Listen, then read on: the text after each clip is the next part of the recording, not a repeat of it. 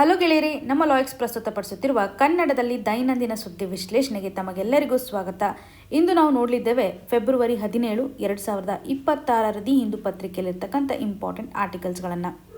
ಇವತ್ತಿನ ಮೊದಲನೇ ಆರ್ಟಿಕಲನ್ನು ನೋಡೋದಾದರೆ NGT gives clearance to great Nicobar project. ಈ ಒಂದು ಇಶ್ಯೂ ನಮಗೆ GS ಪೇಪರ್ 2 ನಡಿಯಲ್ಲಿ ಗ್ರೋತ್ ಆ್ಯಂಡ್ ಡೆವಲಪ್ಮೆಂಟ್ ಆಸ್ಪೆಕ್ಟ್ನ ಆಧಾರದ ಮೇಲೆ ಇರತಕ್ಕಂಥ ಪ್ರಾಜೆಕ್ಟ್ ಆಗಿರ್ಬೋದು, ಗವರ್ನೆನ್ಸ್ ನಡಿಯಲ್ಲಿ ಸೋಷಿಯಲ್ ಜಸ್ಟಿಸ್ ಇಶ್ಯೂಗೆ ಸಂಬಂಧಪಟ್ಟಂತೆ ಕನೆಕ್ಟ್ ಮಾಡ್ಬೋದು, ಟ್ರೈಬಲ್ ರಿಲೇಟೆಡ್ ಇರುವಂಥ ಒಂದು ಕನ್ಸನ್ನು ಆಧಾರದ ಮೇಲೆ ಕನೆಕ್ಟ್ ಮಾಡ್ಬೋದಲ್ವಾ. ಹಾಗೂ GS ಪೇಪರ್ 3 ಅಂತ ಬಂದಾಗ ಬಯೋಡೈವರ್ಸಿಟಿ ಕನ್ಸರ್ವೇಷನ್ ಆಗಿರ್ಬೋದು, ಎನ್ವಿರಾನ್ಮೆಂಟ್ ಕನ್ಸರ್ವೇಷನ್ಗೆ ಸಂಬಂಧಪಟ್ಟಂಥ ಒಂದು ಚಾಲೆಂಜ್ ನಡಿನಲ್ಲೂ ಕನೆಕ್ಟ್ ಮಾಡುವಂಥದ್ದು. ಸೊ ಗ್ರೇಟ್ ನಿಕೋಬಾರ್ ಪ್ರಾಜೆಕ್ಟ್ಗೆ ಸಂಬಂಧಪಟ್ಟಂತೆ ರೀಸೆಂಟಾಗಿ NGT ನಡಿನಲ್ಲಿ ಒಂದು ಡಿಸ್ಕಷನ್ ನಡೀತಾ ಇರುವಂಥದ್ದು. ಅಂದರೆ NGT ಒಂದು ಕ್ಲಿಯರೆನ್ಸನ್ನು ಕೊಡಬೇಕು ಬೇಡು ಅನ್ನುವಂಥ ನಿಟ್ಟಿನಲ್ಲಿ ಇವಾಗ ಒಂದು ಕ್ಲಿಯರೆನ್ಸನ್ನು ಕೊಟ್ಟಿದೆ, ಗ್ರೀನ್ ಸಿಗ್ನಲನ್ನು ಕೊಟ್ಟಿದೆ. ಎಸ್, ಈ ಒಂದು ಪ್ರಾಜೆಕ್ಟನ್ನು ಮಾಡ್ಬೋದು ಅಂತ.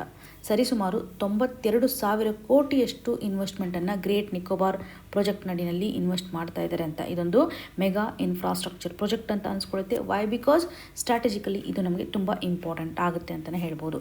ಸೊ ಈ ಮೊದಲು 2022ರಲ್ಲಿ ಒಂದು ಎನ್ವಿರಾನ್ಮೆಂಟ್ ಕ್ಲಿಯರೆನ್ಸನ್ನು ಕೊಟ್ಟಿರುವಂಥದ್ದು.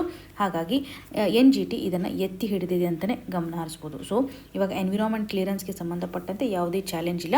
ಒಂದು ಹೈ ಪವರ್ಡ್ ಕಮಿಟಿಯ ರಿವ್ಯೂವಿನ ಆಧಾರದ ಮೇಲೆ NGT ಗ್ರೀನ್ ಸಿಗ್ನಲನ್ನು ಕೊಟ್ಟಿದೆ ಅಂತಲೇ ಗಮನಿಸ್ಬೋದು. ಜೊತೆಗೆ ಎನ್ವಿರಾನ್ಮೆಂಟ್ ಮಿನಿಸ್ಟ್ರಿ ಡೈರೆಕ್ಷನ್ನ ಆಧಾರದ ಮೇಲೆ ಕೋರಲ್ ರೀಫ್ಸ್ಗಳನ್ನು ಪ್ರೊಟೆಕ್ಷನ್ ಮಾಡುವಂಥದ್ದು, ಕೋರಲ್ ರೀಜನರೇಷನ್ಗೆ ಸಂಬಂಧಪಟ್ಟಂತಹ ಎಫರ್ಟ್ಸ್ಗಳನ್ನು ಹಾಕೋದು. ಇದರಿಂದ ಶೋರ್ ಲೈನಲ್ಲಿ ಆಗ್ತಾ ಇರುವಂಥ ಎರೋಜನನ್ನು ತಡೆಗಟ್ಟಬಹುದು. ಹಾಗೂ ಟರ್ಟಲ್ಗೆ ಬೇಕಾಗಿರ್ತಕ್ಕಂತಹ ಒಂದು ಬೀಚಸ್ಸನ್ನು ಸಹ ನಾವು ಸೇವ್ ಮಾಡ್ದಂಗೆ ಆಗುತ್ತೆ, ಕನ್ಸರ್ವೇಷನ್ ಮಾಡ್ದಂಗೆ ಆಗುತ್ತೆ ಅಂತಲೇ ಹೇಳ್ಬೋದು. ಸೊ ಈ ನಿಟ್ಟಿನಲ್ಲಿ NGT ಕೊಟ್ಟಿರ್ತಕ್ಕಂಥ ಒಂದು ಕ್ಲಿಯರೆನ್ಸನ್ನು ನಾವು ಇಂಪಾರ್ಟೆಂಟ್ಲಿ ಕನೆಕ್ಟ್ ಮಾಡಬೇಕು. ಇನ್ನು ಎಕ್ಸಾಮಿನೇಷನ್ ಪರ್ಸ್ಪೆಕ್ಟಿವ್ ನಡೆಯಲ್ಲಿ ಈ ಒಂದು ಪ್ರಾಜೆಕ್ಟ್ನ ಆಧಾರದ ಮೇಲೆ ನಿಮಗೆ ಕ್ವಶನ್ಸನ್ನು ಕೇಳ್ತಾರೆ. ಮೇನ್ಸಲ್ಲೂ ಸಹ ನಮಗೆ ಇದು ಇಂಪಾರ್ಟೆಂಟ್ ಆಗಿರ್ತಕ್ಕಂಥ ಒಂದು ಇಶ್ಯೂ ಅಂತಲೇ ಹೇಳ್ಬೋದು. ಹಾಗೂ ಪ್ರಿಲಿಮ್ಸಲ್ಲೂ ಸಹ ಇಂಪಾರ್ಟೆಂಟ್. ಈ ಒಂದು ಪ್ರಾಜೆಕ್ಟ್ ನಡಿನಲ್ಲಿ ಇಂಟರ್ನ್ಯಾಷನಲ್ ಲೆವೆಲಲ್ಲಿ ಒಂದು ಟ್ರಾನ್ಸ್ಶಿಪ್ಮೆಂಟ್ ಪೋರ್ಟನ್ನು ಡೆವಲಪ್ ಮಾಡಬೇಕು ಅನ್ನುವಂಥ ನಿಟ್ಟಿನಲ್ಲಿ ಗ್ರೀನ್ ಫೀಲ್ಡ್ ಏರ್ಪೋರ್ಟ್ಸ್ಗಳನ್ನು ಈ ಒಂದು ನಿಕೋಬಾರ್ ಪ್ರಾಜೆಕ್ಟ್ ನಡಿನಲ್ಲಿ ನಾವು ಕಾಣ್ತಾ ಇದ್ದೀವಿ. ಪವರ್ ಪ್ಲ್ಯಾಂಟ್ಸ್ಗಳನ್ನು ಸೆಟಪ್ ಮಾಡುವಂಥದ್ದಾಗಿರ್ಬೋದು, ಟೌನ್ಶಿಪ್ಗೆ ಸಂಬಂಧಪಟ್ಟಂಥ ಒಂದು ಎಫರ್ಟ್ಸನ್ನು ಸಹ ಆಗ್ತಾ ಇದೆ. ಸರ್ಕಾರ ಈ ಒಂದು ಪ್ರಾಜೆಕ್ಟ್ ಮೇಲೆ ಯಾಕೆ ಇಷ್ಟೊಂದು ಫೋಕಸನ್ನು ಮಾಡ್ತಾ ಇದೆ? ಇದು ಸ್ಟ್ರಾಟಜಿಕಲಿ ನಮಗೆ ತುಂಬ ಇಂಪಾರ್ಟೆಂಟ್.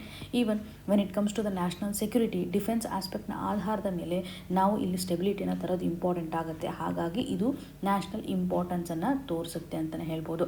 2022ರಲ್ಲಿ ಕೊಟ್ಟಿರ್ತಕ್ಕಂಥ ಎನ್ವಿರಾನ್ಮೆಂಟ್ ಕ್ಲಿಯರೆನ್ಸನ್ನು ಇವಾಗ NGT ಎತ್ತಿ ಹಿಡಿತಾ ಇದೆ ಅಂತಲೇ ಹೇಳ್ಬೋದು. ಜೊತೆಗೆ ಹೈ ಪವರ್ಡ್ ಕಮಿಟಿ ಒಂದು ಕನ್ಸರ್ನನ್ನು ಅಡ್ರೆಸ್ ಮಾಡ್ತಾ ಇದ್ದಾರೆ. ಕೋರಲ್ ರೀಫ್ಗೆ ಸಂಬಂಧಪಟ್ಟಂತೆ ಕನ್ಸರ್ವೇಷನ್ ಎಫರ್ಟ್ಸನ್ನು ಹಾಕಬೇಕು. ಜೊತೆಗೆ ಲೆದರ್ ಬ್ಯಾಕ್ ಟರ್ಟಲ್ ನೆಸ್ಟಿಂಗ್ಗೆ ಸಂಬಂಧಪಟ್ಟಂತೆಯೂ ಸಹ ಕನ್ಸರ್ವೇಷನ್ ಎಫರ್ಟ್ಸ್ಗಳನ್ನು ಹಾಕಬೇಕಾಗುತ್ತೆ. ಎಕಲಾಜಿಕಲಿ ಸೆನ್ಸಿಟಿವ್ ಝೋನ್ಸ್ಗೆ ಸಂಬಂಧಪಟ್ಟಂತೆಯೂ ಸಹ ನಿಗಾ ವಹಿಸಬೇಕು. ಸ್ಟ್ರಿಕ್ಟ್ ಆಗಿರ್ತಕ್ಕಂಥ ಎನ್ವಿರಾನ್ಮೆಂಟಲ್ ಸೇಫ್ ಗಾರ್ಡ್ಸನ್ನು ಎನ್ಶೋರ್ ಮಾಡೋದು ಇಂಪಾರ್ಟೆಂಟು ಅಂತ NGT ಎಂಫಸಿಸ್ ಮಾಡ್ತಾ ಇದೆ. ಗ್ರೇಟ್ ನಿಕೋಬಾರ್ ಪ್ರಾಜೆಕ್ಟ್ಗೆ ಸಂಬಂಧಪಟ್ಟಂತೆ ನಮ್ಮ ಮುಂದೆ ಇರ್ತಕ್ಕಂಥ ಪ್ರಶ್ನೆಗಳು ಯಾವ ರೀತಿಯಾಗಿದೆ ನೋಡಿ. ನ್ಯಾಷನಲ್ ಸೆಕ್ಯೂರಿಟಿ ಅಂತ ಬಂದಾಗ ಈ ಒಂದು ಪ್ರಾಜೆಕ್ಟ್ ನಮಗೆ ಇಂಪಾರ್ಟೆಂಟ್ ಆಗುತ್ತೆ. ಡೆವಲಪ್ಮೆಂಟಲ್ ಆಸ್ಪೆಕ್ಟ್ ಅಂದ್ಕೊಳ್ಳಿ, ಸ್ಟ್ರಾಟಜಿಕಲಿ ಇದು ನಮಗೆ ತುಂಬ ಇಂಪಾರ್ಟೆನ್ಸನ್ನು ತೋರಿಸುತ್ತೆ. ಪ್ರಾಜೆಕ್ಟನ್ನು ಕಂಟಿನ್ಯೂ ಮಾಡಬೇಕೋ ಬೇಡವೋ ಅನ್ನುವಂಥ ಒಂದು ಕನ್ಸರ್ನ್ ಅಂತ ಬಂದಾಗ ಎಸ್ ಅಂತ ಹೇಳಬೇಕಾಗುತ್ತೆ. ಬಿಕಾಸ್ ನ್ಯಾಷನಲ್ ಸೆಕ್ಯೂರಿಟಿ ಒಂದು ಪ್ರಶ್ನೆಗೆ ಉತ್ತರ. ಇನ್ನು ಕನ್ಸರ್ವೇಷನ್ ಅಂತ ಬಂದಾಗ ಈ ಒಂದು ಏರಿಯಾ ನಮಗೆ ತುಂಬ ಇಂಪಾರ್ಟೆಂಟ್ ಅಲ್ವಾ. ವೈ? ಬಿಕಾಸ್ ಎನ್ವಿರಾನ್ಮೆಂಟಲ್ ಕನ್ಸರ್ವೇಷನ್ ಅಂತ ಬಂದಾಗ ಇಲ್ಲಿ ನಾವು ಡಿಫ್ರೆಂಟ್ ಆಗಿರ್ತಕ್ಕಂಥ ಬಯೋಡೈವರ್ಸಿಟಿಯನ್ನು ನೋಡ್ತೇವೆ. ಪ್ಲಾಂಟ್ ಡೈವರ್ಸಿಟಿ ಆಗಿರ್ಬೋದು, ಆ್ಯನಿಮಲ್ ಡೈವರ್ಸಿಟಿ ಆಗಿರ್ಬೋದು. ಇಲ್ಲಿ ಡೆವಲಪ್ಮೆಂಟಲ್ ಪ್ರಾಜೆಕ್ಟನ್ನು ನಾವು ತೆಗೆದುಕೊಂಡು ಬರ್ತಾ ಇದ್ದೀವಿ ಅಂತಂದರೆ ಡೆಫಿನೆಟ್ಲಿ ಅಲ್ಲಿ ಆ್ಯನಿಮಲ್ಸ್ಗಳಿಗೆ ಹಾರ್ಮ್ ಆಗೋದನ್ನು ಗಮನ ಹರಿಸ್ಬೋದು.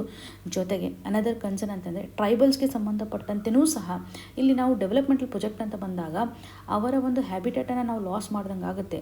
ಓಕೆ, ಇಲ್ಲಿ ಪ್ರಸ್ತುತವಾಗಿ ನಿಕೋಬಾರಿ ಮತ್ತು ಶಾಂಪೇನ್ ಅಂತಕ್ಕಂತಹ ಟ್ರೈಬಲ್ಸ್ಗಳ ಒಂದು ವಾಸವನ್ನು ನೋಡ್ತಾ ಇದ್ದೀವಿ.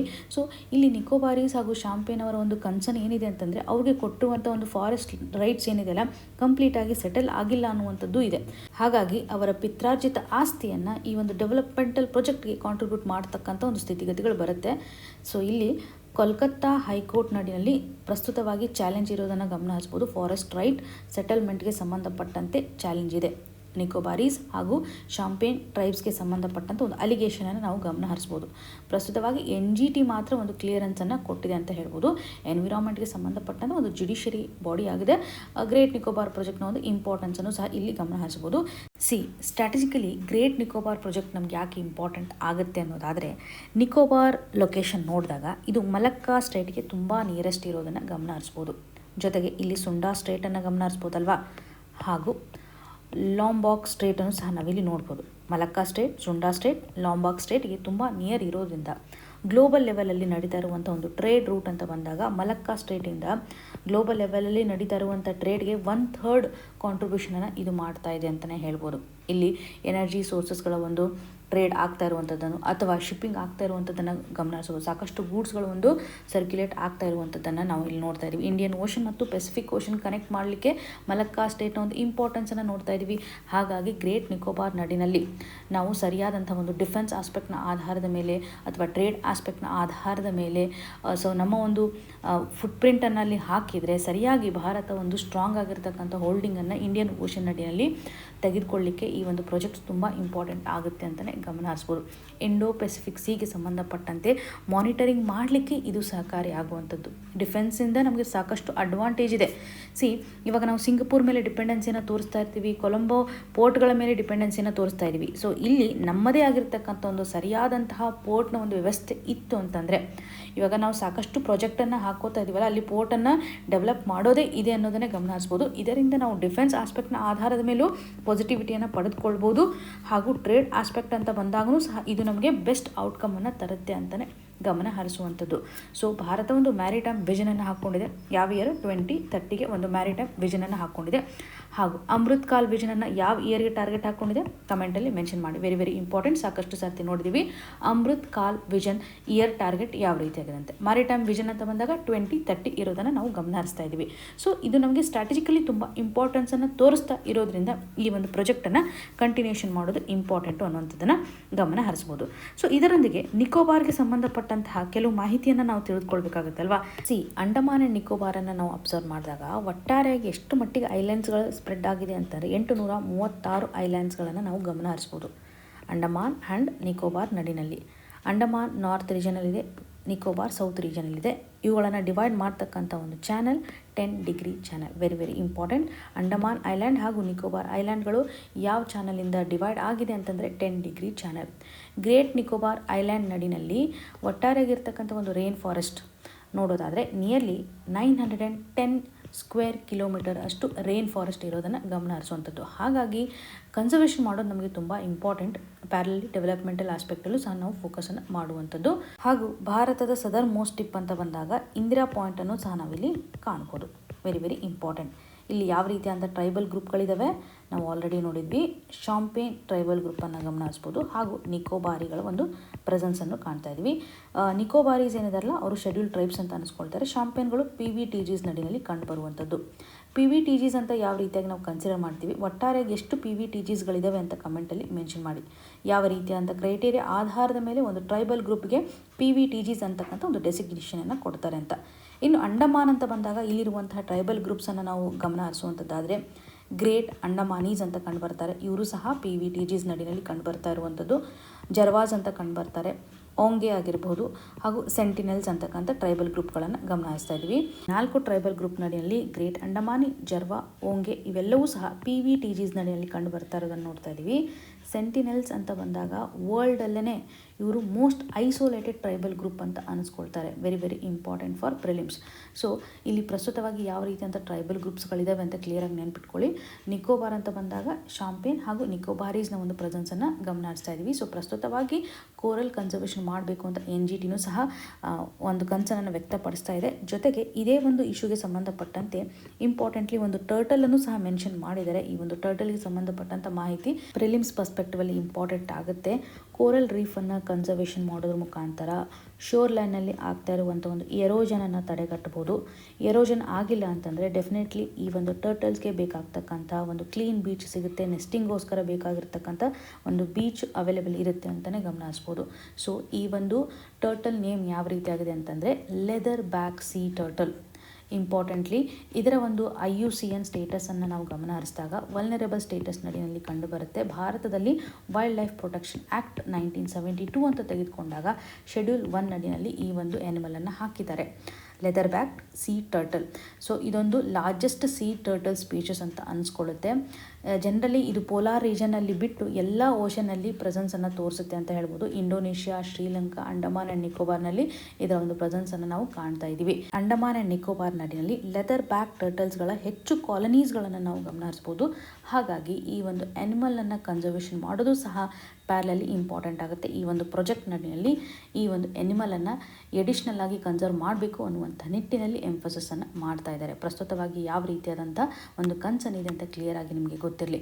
ಸೊ ಇಲ್ಲಿ ನಿಮಗೊಂದು ಸಿಂಪಲ್ ಪ್ರಶ್ನೆಯನ್ನು ಕೇಳುವಂಥದ್ದಾದರೆ, ಗ್ರೇಟ್ ನಿಕೋಬಾರ್ ಬಯೋಸ್ಪಿಯರ್ ರಿಸರ್ವ್ ಯುನೆಸ್ಕೋದ ಮ್ಯಾಪ್ ಪ್ರೋಗ್ರಾಮ್ನ ಪಾರ್ಟ್ ಇದೇನೋ ಇಲ್ವೋ ಅಂತ ಕಮೆಂಟಲ್ಲಿ ಮೆನ್ಷನ್ ಮಾಡಿ. ಮ್ಯಾನ್ ಆ್ಯಂಡ್ ಬಯೋಸ್ಪಿಯರ್ ಪ್ರೋಗ್ರಾಮ್ನ ಪಾರ್ಟಲ್ಲಿ ನಾವು ಗ್ರೇಟ್ ನಿಕೋಬಾರ್ ಬಯೋಸ್ಪಿಯರ್ ರಿಸರ್ವನ್ನು ಕಾಣ್ತೀವೋ ಇಲ್ವೋ ಅನ್ನೋದನ್ನು ಕಮೆಂಟ್ ಸೆಕ್ಷನ್ಲಿ ಮೆನ್ಷನ್ ಮಾಡಿ. ಇನ್ನು ಮುಂದಿನ ಆರ್ಟಿಕಲ್ಗೆ ಶಿಫ್ಟ್ ಆಗೋದಾದರೆ, constitution bench to hear pleas against digital personal data protection act. ಈ ಒಂದು ಇಶ್ಯೂ ನಮಗೆ GS ಪೇಪರ್ 2 ನಡಿನಲ್ಲಿ ಪಾಲಿಟಿ ಆ್ಯಂಡ್ ಗವರ್ನೆನ್ಸ್ಗೆ ಸಂಬಂಧಪಟ್ಟಂತೆ ಕನೆಕ್ಟ್ ಆಗುತ್ತೆ.